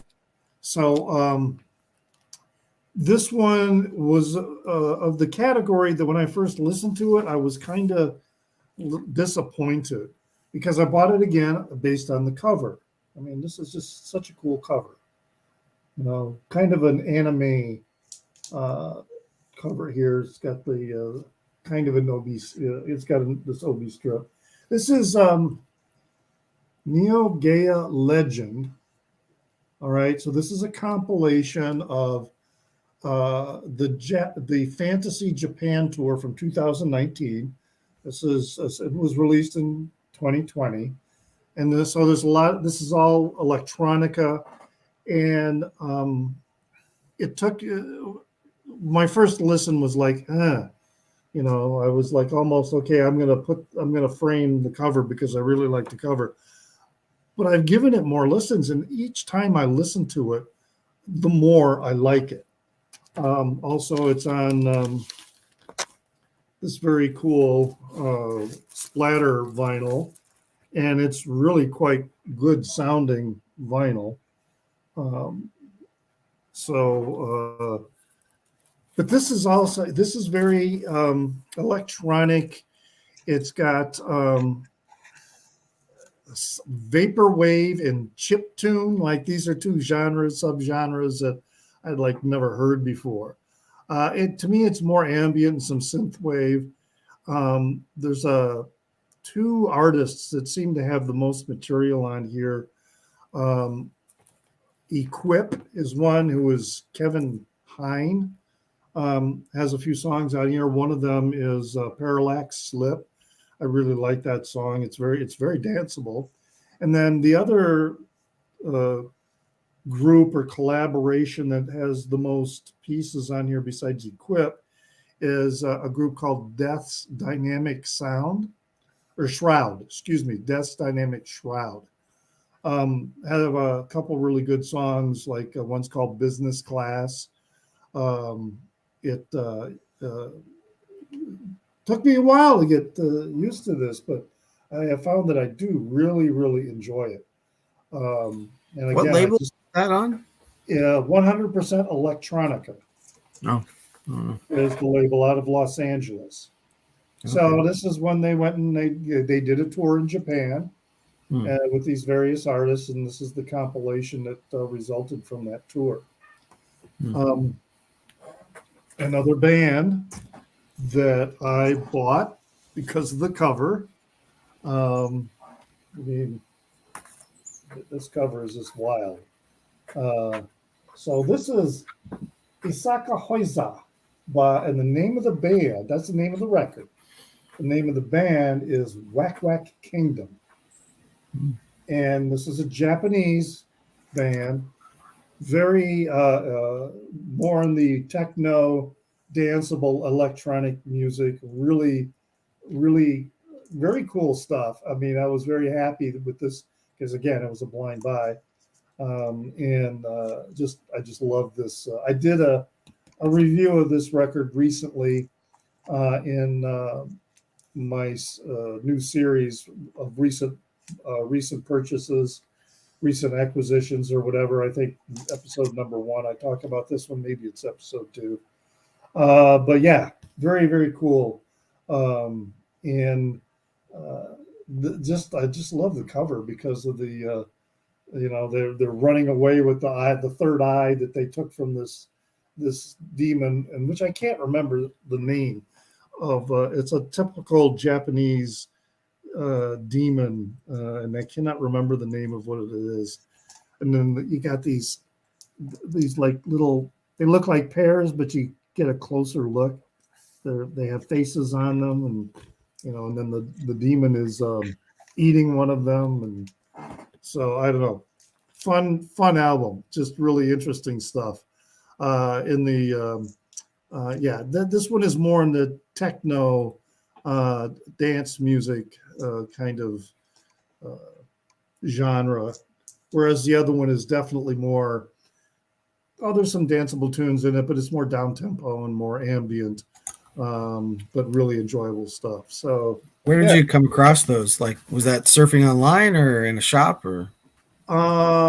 This one I bought from an online vendor because he was doing this deal that if you buy so many records, then there's no shipping. So I thought, well, hell, all right, I'll do that. That's no problem. So I went through what he had offered, and it's this guy I found from New Jersey who does a lot of. His store seems to specialize in hip hop, dance music, and things like that. This one I bought in the Dusty Groove, which is a store here in Chicago. Oh yeah, I know Dusty Groove. Yeah, and I saw it, and it was the cover that really sold me on it because of it was like, and I'm an anime fan, and I'm a fan of the art that goes into anime, and so that's why I got it. And but yeah, like I say, it initially I was kind of unsure about the record, but it has grown on me, and I have come to really, really enjoy it. Once I once I started listening to it with an open mind. I had certain expectations kind of going in when I was going to listen to it, and it was inappropriate. I mean, chiptune is pretty experimental and kind of all over the place and really fast and furious. It's a strange genre. So yeah, and this has everything in it. I mean, a bunch of styles. Yeah, and but I do like it, and especially the two primary artists that I mentioned that are in that who do most of the music. I would definitely be curious to find some other stuff by them if it's on vinyl. I'm not into picking up stuff on the other formats. Okay, sure. Okay, so Chris, what you got? Okay, I might show a couple this round as well. So this is a local hometown girl. So she went to the university I work at. So S.G. Goodman, Shayna Goodman. This was her debut album called Old Time Feeling. And so I know she grew up in Hickman, Kentucky, which is right on the Mississippi River, as far west as you can get. And her farming family. And then this record is sort of a blend, Americana-ish, so it's sort of a blend of elements of rock and elements of country and elements of folk. And she has just a brilliant song, the first song on side 2 called The Way I Talk. There's a great video. Her father and her brother and her niece. It's shot on kind of their family farm. And a lot of what this record's about, and then her newest record that came out last year, is kind of about kind of her struggles because she's a gay woman. She's from Bible Belt, small town, farming town, dealing with being simultaneously proud of being Southern in some aspects and not so happy in other aspects with that. And so that's kind of what she's about. And there's an English professor at my university. He's put out a couple albums as well that I know she's good friends with. So, and she's starting to get some notice in Americana. She's opening for people like Jason Isbell and Tyler Childers and some people that are fairly big names in terms of Americana. So, and the other one I'm going to show this round is Tanya Donnelly with the Parkington Sisters. So you may know Tanya Donnelly from being in the band Belly. Before that, she was Before that, she was in Throwing Muses with her stepsister Kristen Hirsch. She was also in the earliest version of the Breeders. The Parkington Sisters is a group of sisters, obviously. This is very acoustic based, so they play like acoustic guitar, violin, viola, cello. It's actually an album of covers, but they're all in this pretty mellow acoustic format. So you've got like a Go-Go song and a Leonard Cohen song and Echo and the Bunnymen and like that. So obviously this is something that you kind of want to chill out with because it's a very acoustic, low-key sort of album. So that sounds good. Yeah, that I have the very first Breeders album. I don't have Pod, but Pod was the first Breeders album. I mean the one after one with Cannonball on it. Which one is that? Splash. Yeah. So So Tanya and Kim Deal, basically their deal was they were both sort of second fiddles in their own bands. Kim and the Pixies and Tanya and Throwing Muses, because they both were like writing songs, but the other songwriter was sort of the dominant force in the band. So then they did the Breeders for an album, but then Tanya went off to do Belly, and then the big well-known Breeders album was where Tanya had already left. But Belly had a couple albums that were pretty popular as well. And this is on American Laundromat Records, so that's like that little New England-based small indie label. So nice. I'll have to keep my eye out for that one. That sounds like I might like that. Okay, Jason. Yeah. Oh, he's got his microphone. His the light has returned. Oh, and flashlight. we can hear you a lot better too when you just said that. Yeah, it's came in really nice. Give us another yeah. Yeah. Yeah. I think this. Just a moment, because the microphone was the computer's microphone. Now I put these headphones on, and there had to be couple cables put in this machine. Wow. All right. ATK is too difficult. ETA is too difficult for old people. Yeah. Well, this will be my last round because I'm going to jump out after this. My wife is at the shop today doing silkscreen workshops. So I'm going to go, recover her and help her. So I'm going to go with the biggest album of the year, I think, bigger than the Schizos. This record, it caught me by surprise. This is a band I have not bought since wow, when's the last time I bought a record by these guys? Well, I was probably in the 80s when I was a kid. They've been going on that long. They kind of surprised everybody with this album because they lost another band member. Well, they lost like a key band member, one of the brothers. And that's the new AC/DC album. So kind of in the middle of this shitty pandemic, this record comes out, and what else to do? Just give it a shot. Picked it up at a Walmart. This is totally like a Canadian pressing too. It even has it in French. The new album, LP Nouvelle Album, Power Up by AC/DC. And it totally rocks and kicks ass. So I was surprised. A lot of people I think were surprised with this album. It just really, really sounds great. Brian Johnson, still, God love him, he's still singing it out. I think there probably some digital enhancements to the voice, maybe, in the studio. I mean, then the guy went deaf, didn't he, for a while? He couldn't even tour with them anymore. Yeah. So, and then, of course, Malcolm died, Malcolm Young.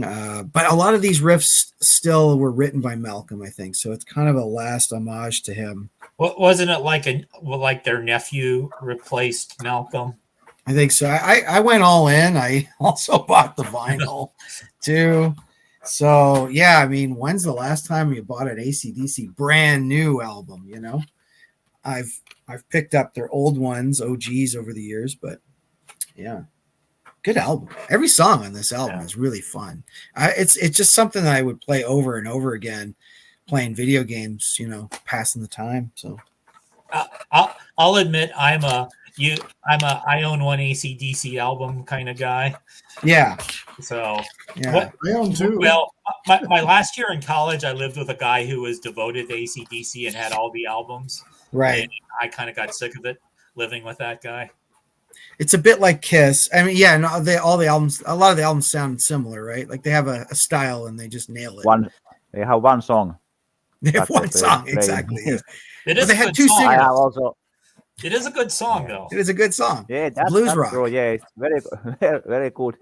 By now and then, listen one good AC/DC song. I also have only one CD. I think. I don't know what CD is. I have listened it once and. Yeah. Well, I have the first two, and I'm perfectly happy with those. Yeah, the Bon Scott era is probably maybe the best, but then Back in Black, and then this is great for a modern produced hard rock album. Yeah, it's a commercial record. Anyway, thanks guys. It's been fun hanging out. I don't know, are we going to do any more of these? But there's 2021 and 2022 to go. Oh yeah, Run the Jewels is great. I saw them live at a festival. They whipped it.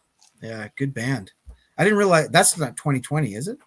According to Discogs, it is. Oh wow, okay. Yeah, they've had a few. So it's Run the Jewels 4. So right. All their album covers look the same. Kind of. Yeah.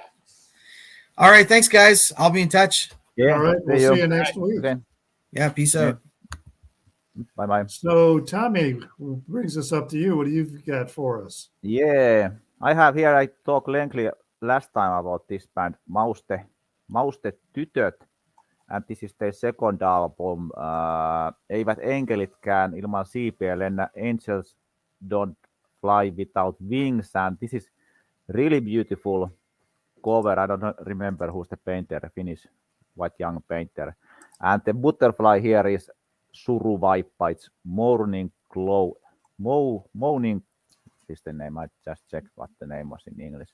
Morning Cloak or Camberwell Beauty. I think that's the also butterfly name, if I'm not completely wrong.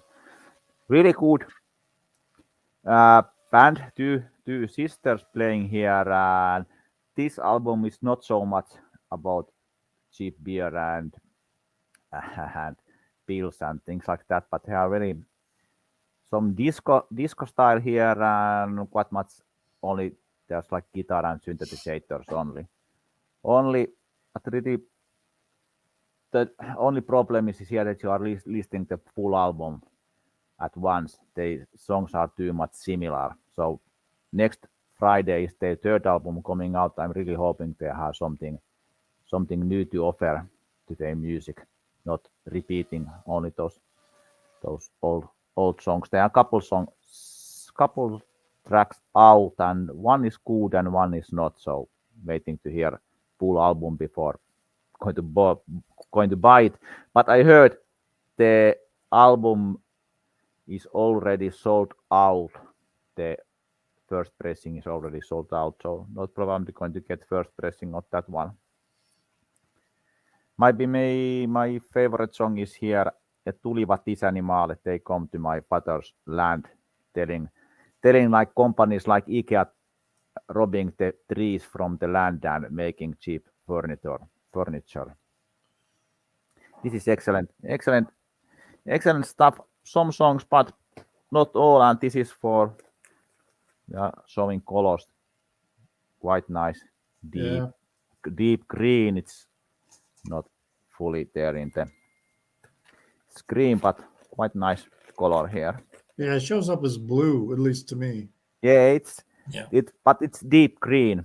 I don't know why these computers, the cameras change the colors. You find yourself stupid. You are telling it in the video this green, and then watching the video, it's blue there. What was the name of the band again? What was the name of the band? Maustet tytöt. Okay, yeah, there's one. Yeah, you put a song of theirs on the table. Yeah, I think I put this. Ne tulivat isänimalle. Say Oli SOS. Se oli SOS. This is their second single song. Okay. It's really good song, and that's pretty much cheap beer drinking and taking pills. That song. All right. Well, I'm going to show 4 in this round. I've got 2 left. You got 2 records or 2 rounds? 2 records left.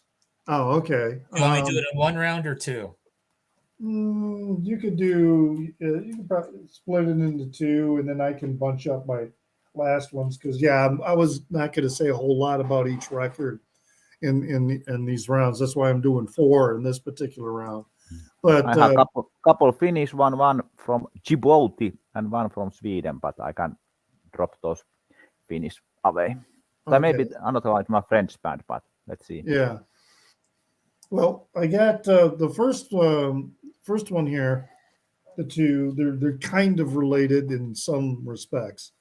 This is a single, the Delta Haints, which is something I picked up in a dollar bin or something like that. I can't remember. It was really cheap. And it is Third Man Pressing. All right. So it's from Third Man Pressing in Detroit. So I don't know if this is the same one that's affiliated with Jack White. I don't know. Yeah. Third Man is Jack White's label. So this is some blues. It's a limited edition pressing.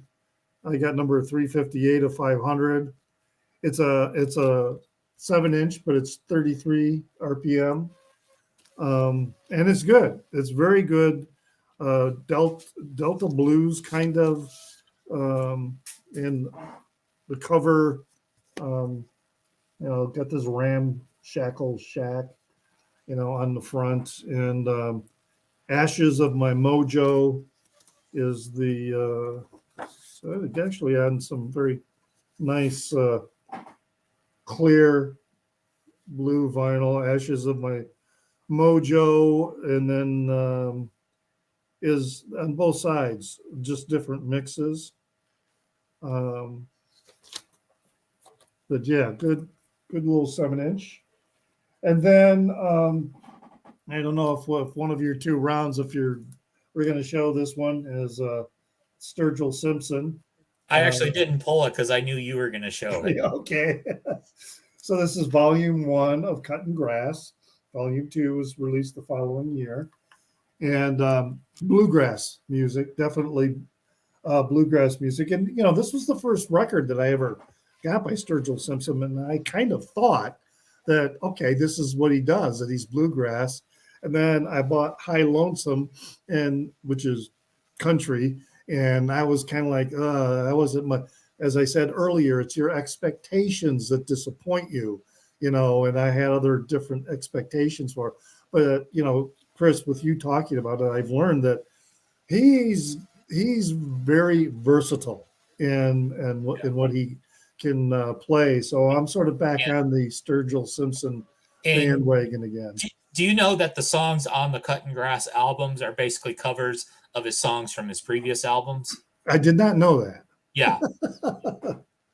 Okay. Yeah. So if you go back and get his other albums, you're going to hear those songs, but in non-bluegrass versions. Oh, interesting. Okay. Now the next two are punk and the punk genre.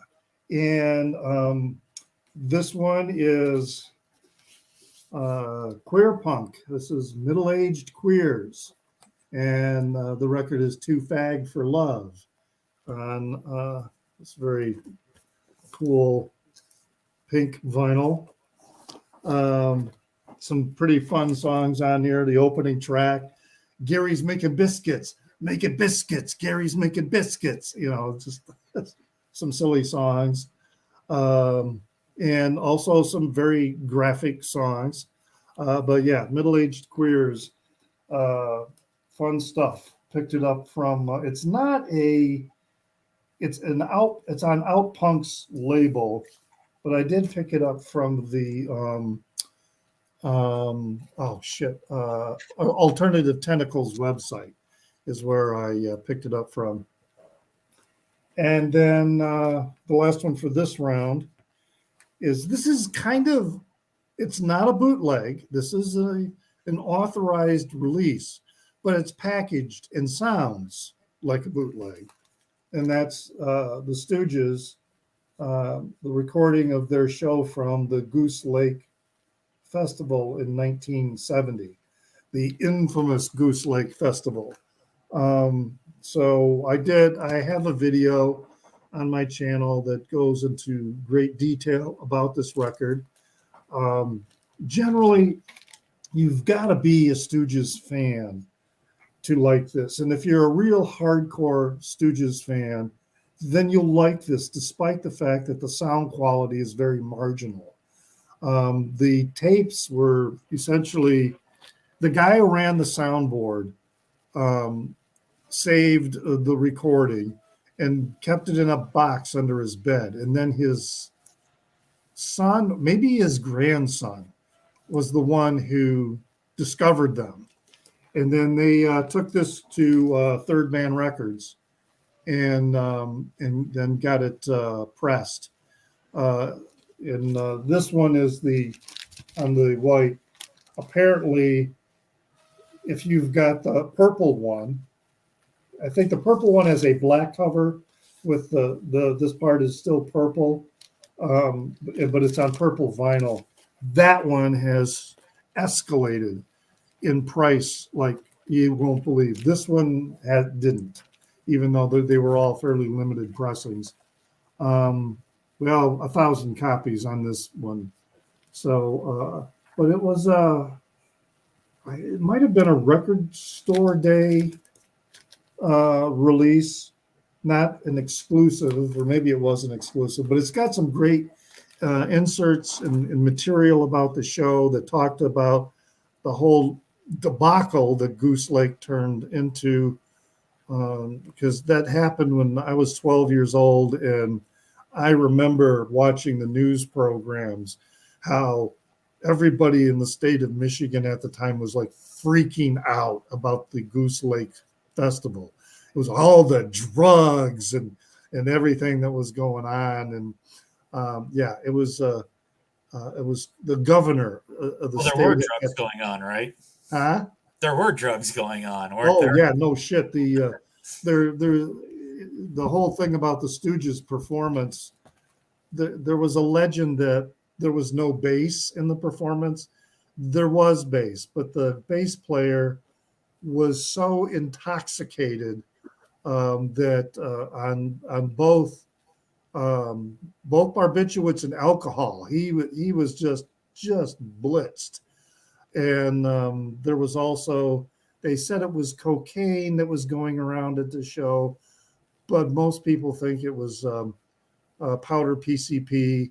And Iggy was totally blitzed on that. And yeah, there were a lot of people that were just totally trashed. But it's a legendary show because they built a fence around the stage. And the reason they built the fence around the stage, and they had a moat, they even had a moat in between the fence and the stage. They did that because of Iggy, because they knew Iggy was a crowd surfer, and they wanted to prevent that. And Iggy basically said, "Screw that, I'm crowd surfing," and he did. There's some video that has turned up, some rare video where they're like holding him. He's standing, and they're holding him by his feet, as he's out above the crowd, and they tore the fence down. It was a crazy show. And that was also pretty much the end of the Stooges, that concert. So, but anyway, check out my video on that. And like I say, if you are a really hardcore Stooges fan, this is worth getting. But if you're not a really hardcore Stooges fan, don't waste your money on it. You won't like it. I think I have only one Stooges CD. I think that's the first one or second. I don't know. Geez, and I'm drawing a blank as to the name. The first one was just called The Stooges, right? And then the second one was called. See, now I can't even remember. Oh, I don't remember. I bought it from flea market and listened it, but I think there's good songs, but it's not the music that I like to play through. Yeah, maybe. Right. So maybe if you're not totally pick one song and listening one song and then like to go to next one something. So for you, I would not recommend this. Yeah, probably not my my stuff. You've got to be all in with Iggy and the Stooges to appreciate what that the cultural artifact this recording is. I guess it would be safe to say that it's like if you don't already own all their studio albums, you don't need to go here. And all of Iggy's solo work or most of his solo work as well. I mean, you really have to be, as I say, all in. Okay, so Chris, what you got? Okay, so I usually don't have these records that sell tons of copies and win tons of awards, but I have this one. So I even have the fancy Vinyl Me Please version. So this was Fiona Apple's latest album, Fetch the Bolt Cutters. And so she doesn't really seem like somebody I would necessarily like, but I think she's very good. She works pretty slowly, so she only puts out an album probably every 4 or 5 years. But they're all pretty carefully crafted, pretty good songs. Basically, I like this album and her debut album the best out of her material. So, and I don't remember if I got it on a fancy color or not, but we don't really care. So I'm not going to dig it out. I've heard a bit of Fiona Apple on MTV when they used to play music, so that's really my only familiarity with her. Yeah, that was probably stuff from her first album, which would have been like 97 or so. It might have been earlier than that, even like 94 or something like that. But I don't know. I don't think she had material out in 94. Okay. So memory is a funny thing sometimes. Down to my last one. So okay. Well then, Tommy, what do you have? Okay, I have here I could do like two complete different albums. Here's Group RTD. This is the first ever album from Djibouti, from Africa, just over the north side of Somalia. The Dancing Devils of Djibouti is the album name, and this is the sound of this album is quite much different than all other African albums I have, and here's how this describes this. It's like Indian Bollywood, Jamaican dub, reggae, sleeking horns inspired by Harlem's jazz era. So it's quite much mix of all kind of stuff. And I talk that there are like 3 singers or more, but it only seems to be one singer here. It's this where is this lady here? Okay. Lady here, Asma Omar is the name of the singer. It's pretty different, nice sound of this of his singing style. Is probably more this like a traditional African style of singing, and that mix it in this other Western Jamaican music. Really nice compilation. Is it kind of jazzy? Maybe I know in Ethiopia, there's a lot of Ethiopian jazz. It's really good. Yeah, I think that's more like this African Ethiopian style of jazz, because Ethiopia is there next to Somalia and Djibouti, I think. The neighboring countries. Right. If I remember right, Djibouti is like Ethiopian's harbor to the ocean. So this is released in US by, what is the, I don't see anything here. Ostinato Records, who is released, and this is also in CD. So this could be something for both of you, I think. Oh yeah, for sure. I think I would like that, because I do like the series from Ethiopics. I really enjoy a lot of that music, and they did some really good African jazz, especially in the 70s. Yeah, but that's modern sounds, and I could here put something completely different from Sweden. Janne is gone from the audience, but here Swedish Yuri Gagarin and Outskirts. What is the album name? Outskirts Reality. So this is space rock kind of stuff. Very long, 10-minute songs, and this is their 3rd album. This is not as good as their 2 first albums, and they were actually they were planning to release live album in 2021, but I don't know. It didn't happen. I don't know what happened. It's not released on digital. Yes, it's space rock. Very good album. This one. Nice cover. Yeah, it's quite nice. Snake, little bit like this alien movie type of thing. The snake is hatching from the yeah.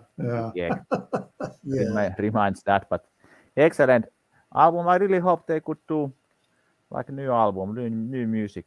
Don't know. I think they're from Gothenburg, Sweden. This band, if I'm not completely wrong. I don't remember. Now, Tommy, will you be able to do one more round? Yeah, I have a couple Finnish more. Okay, because we can. I'll do one more round, and then I can finish up. So I'll show a couple that are sort of, that's going to be kind of a mishmash again, really quick on this round here, and that is Neil Young, released from the archives, the album Homegrown. So this is all material pretty much from the 1970s, but compiled and put together. I mean, he had this record ready to go, I think, at that time, but I don't know. I can't remember. I read his autobiography, or the biography anyway, Shaky. And it seemed to me that they were saying that this was something he had ready to go, but for some reason it didn't get released or pressed or something. I don't know until later. But good stuff on here, and it's in the sort of the tradition and vein of Harvest and the music at that time. There is a song on here called Homegrown, but it's not the Homegrown that's on America Stars and Bars. There's also a song on here called Little Wing, and it's not a cover of the Jimi Hendrix song. But anyway. I have that record. I didn't pull it because I didn't really think of it as 2020 music, even though I know it wasn't released until then. Right. Yeah. It's one of those kind of flukes, and I guess this was released in 2020 also. Nick Mason's Saucer Full of Secrets. So this is Nick Mason put together, and he's been doing tours. And so this first tour, he is pretty much focused on the first two records, Saucer Full of Secrets and Piper at the Gates of Dawn. It's a very decent album. They do Interstellar Overdrive on here, and they actually opened their show with it. And it's a very short cover. And I made a comment when I did a video about it that I was suspecting that they didn't invest a lot of time in performing that song, either in deference to Syd Barrett or because they didn't feel up to the task of performing the song, like the way Syd Barrett would. And actually, one of the band members replied back and said that was kind of part of it. But they just decided that they were going to do a short version of it. And they weren't going to do a big, long, extended version like what is typically Syd Barrett was known for. So that was kind of nice to see, one of the band members leaving a comment on there. Perhaps in the punk vein, this is a compilation of Cramp songs of the Bad Music for Bad People. Well, this is the compilation, Really Bad Music for Really Bad People. Someday I'm going to get Bad Music for Bad People. I have not seen a copy available in a store. And sometimes when I do see it in Discogs, I feel I don't want to be spending that much. But it is a record I really want to get of the Cramps. And this is good. These are decent covers that they do by I can't remember if it's different bands, right? There's the Secret Fan Club does I Was a Teenage Werewolf, Child Bite does TV Set, Zeus featuring Mike Patton does Human Fly. Are so those yeah, tracks more in the Cramp way, or do they try to do something different? right. Or Yeah. Yeah. They're not trying to necessarily do exactly what the Cramps did, but it is an homage to the Cramps and Bad Music for Bad People. And it's a fun record. So I put it in my Cramps. Have you heard the William Shatner version of Garbage Man? It's not. There's the William Shatner have this version of Garbage Man, or what's that song? I don't remember. Retox does Garbage Man. Yeah, not on that album, but there's one album, I think it was 2021, where William Shatner is doing Garbage Man. Oh, God. It's quite much garbage, but actually it's quite fun to listen, but it was some record, RSD, Record Store Day release, but it was quite expensive to have only that one song. It's fun, but do you really actually like to listen it Yeah, you need to more than a really couple want it to times? pay for it, right? And so yeah, I'll leave my last two records for the closing round. So that'll send us over to you, Chris. Yeah, okay. I have here Oh, Chris is what next. was Chris have something. Yeah, I got my last one. So this is Phoebe Bridgers' Punisher. So there she is in her skeleton suit. She's kind of probably one of the leading sort of female singer songwriter, sort of sad girls from her generation. People that are they're still in their 20s. They'll before they know it, they'll be in their 30s, but I think they're still in their 20s. I showed her debut album a couple weeks ago. I think this is her stronger album by her. The song Kyoto, which was the one that was fairly heavily played, is a really cool song. ICU.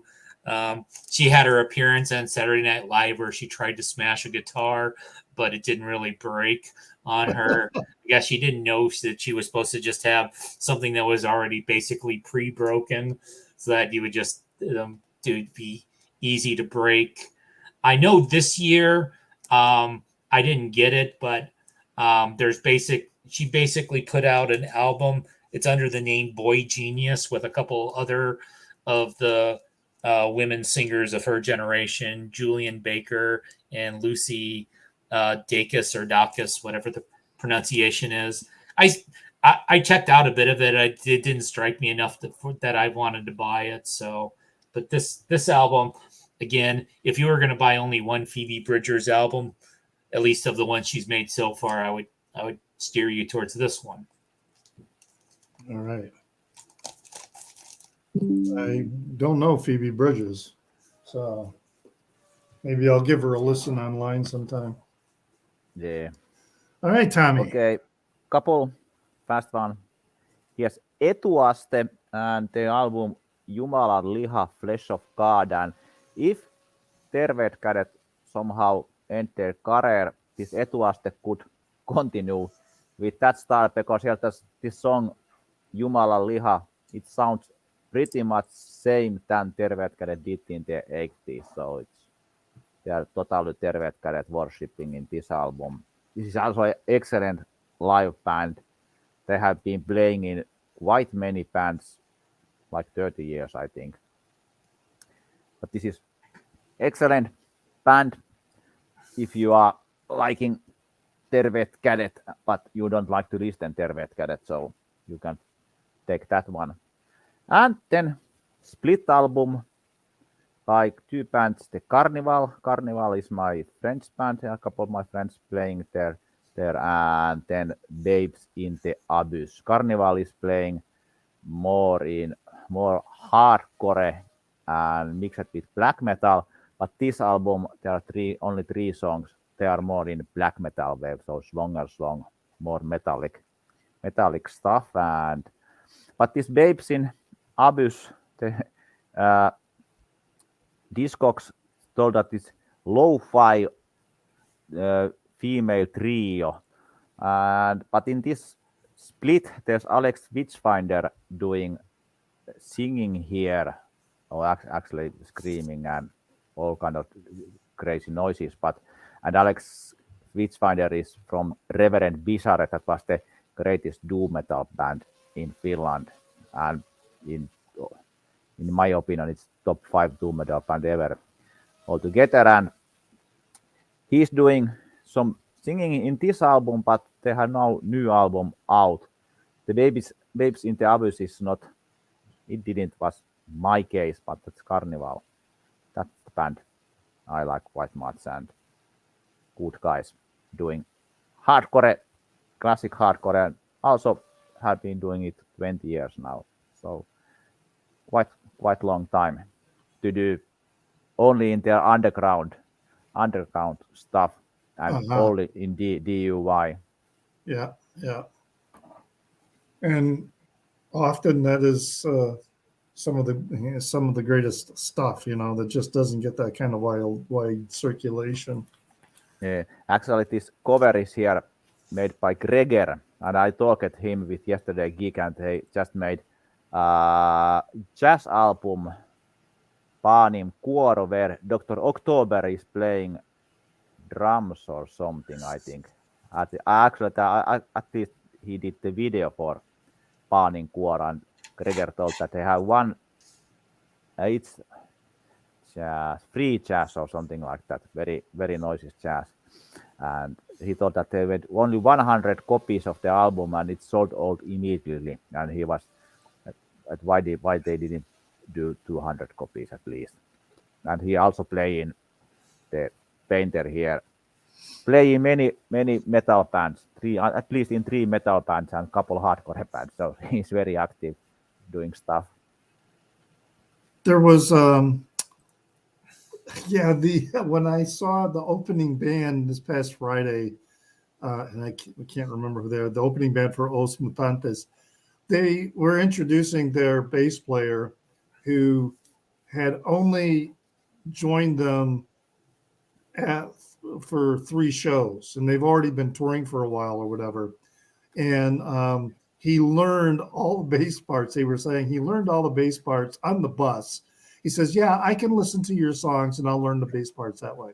So that's what he did. And he was great. He playing along. And what the story was, he is involved with so many other bands. When they were putting the tour together, they asked him to get together so that they could rehearse. And he says, no, I don't have any time. Well, the tour starts on next day. He said, oh, I can join you then. So that's how we, very little rehearsing, and he would just listen to the music and then learn the bass parts that way. And like I say, really good. Yeah. All right. Well, closing out here, I've got one. This is Pacific Breeze 2. This is Japanese city pop. And I picked it up because I sat when the Pacific Breeze #1 was first released, and that was one that I wanted to get, and I missed it, and it's going to have to be one I think I'm going to have to order now.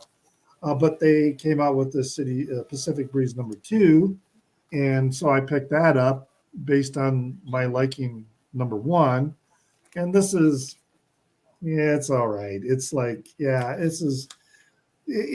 it's pop. It's nothing really that special to me. I really do want to get Pacific Breeze #1. That's a better recording. So just showing that it was released in 2020.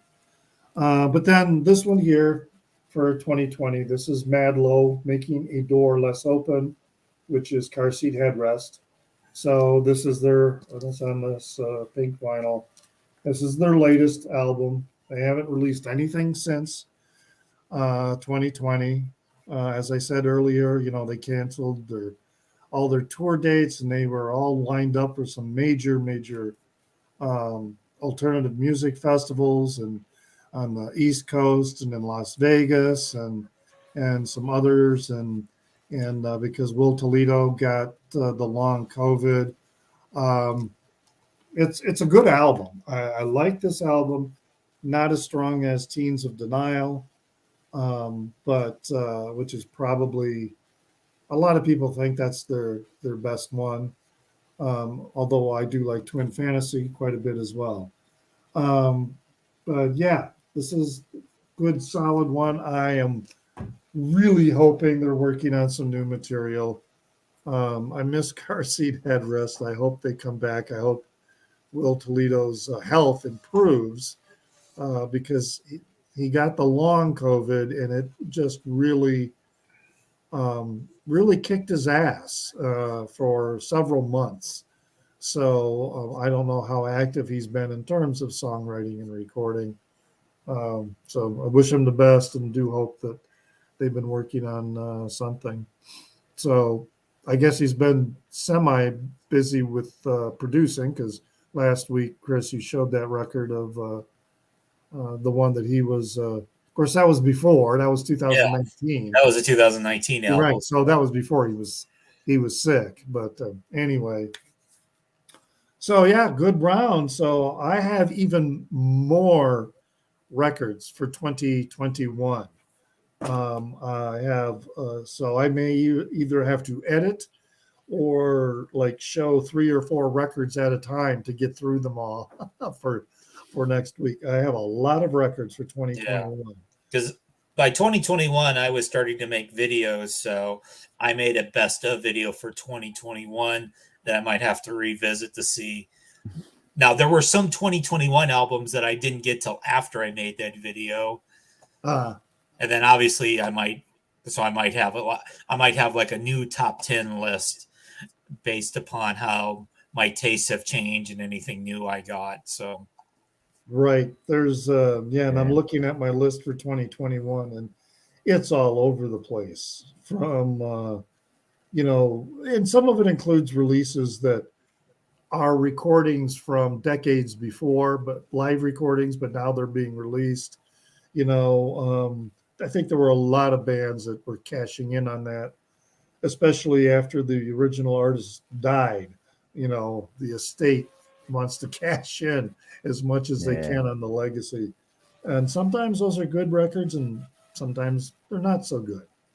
But a lot of very interesting stuff, including a DJ that I don't know very much about. I'll talk about him next week because it's good music, but he might be associated with the wrong people. I don't know. Well, we'll have to figure that out next week. Yeah. So thank you, Chris and Tommy, for joining us. Thank you to the audience that has been in and out throughout this. Appreciate you all being out there in the Peanut Gallery. Thank you for showing up. And remember to like and subscribe our channels, but be sure to do not forget to pray for the people inside your head, for they won't be there when you're dead. See you all, folks. Take care.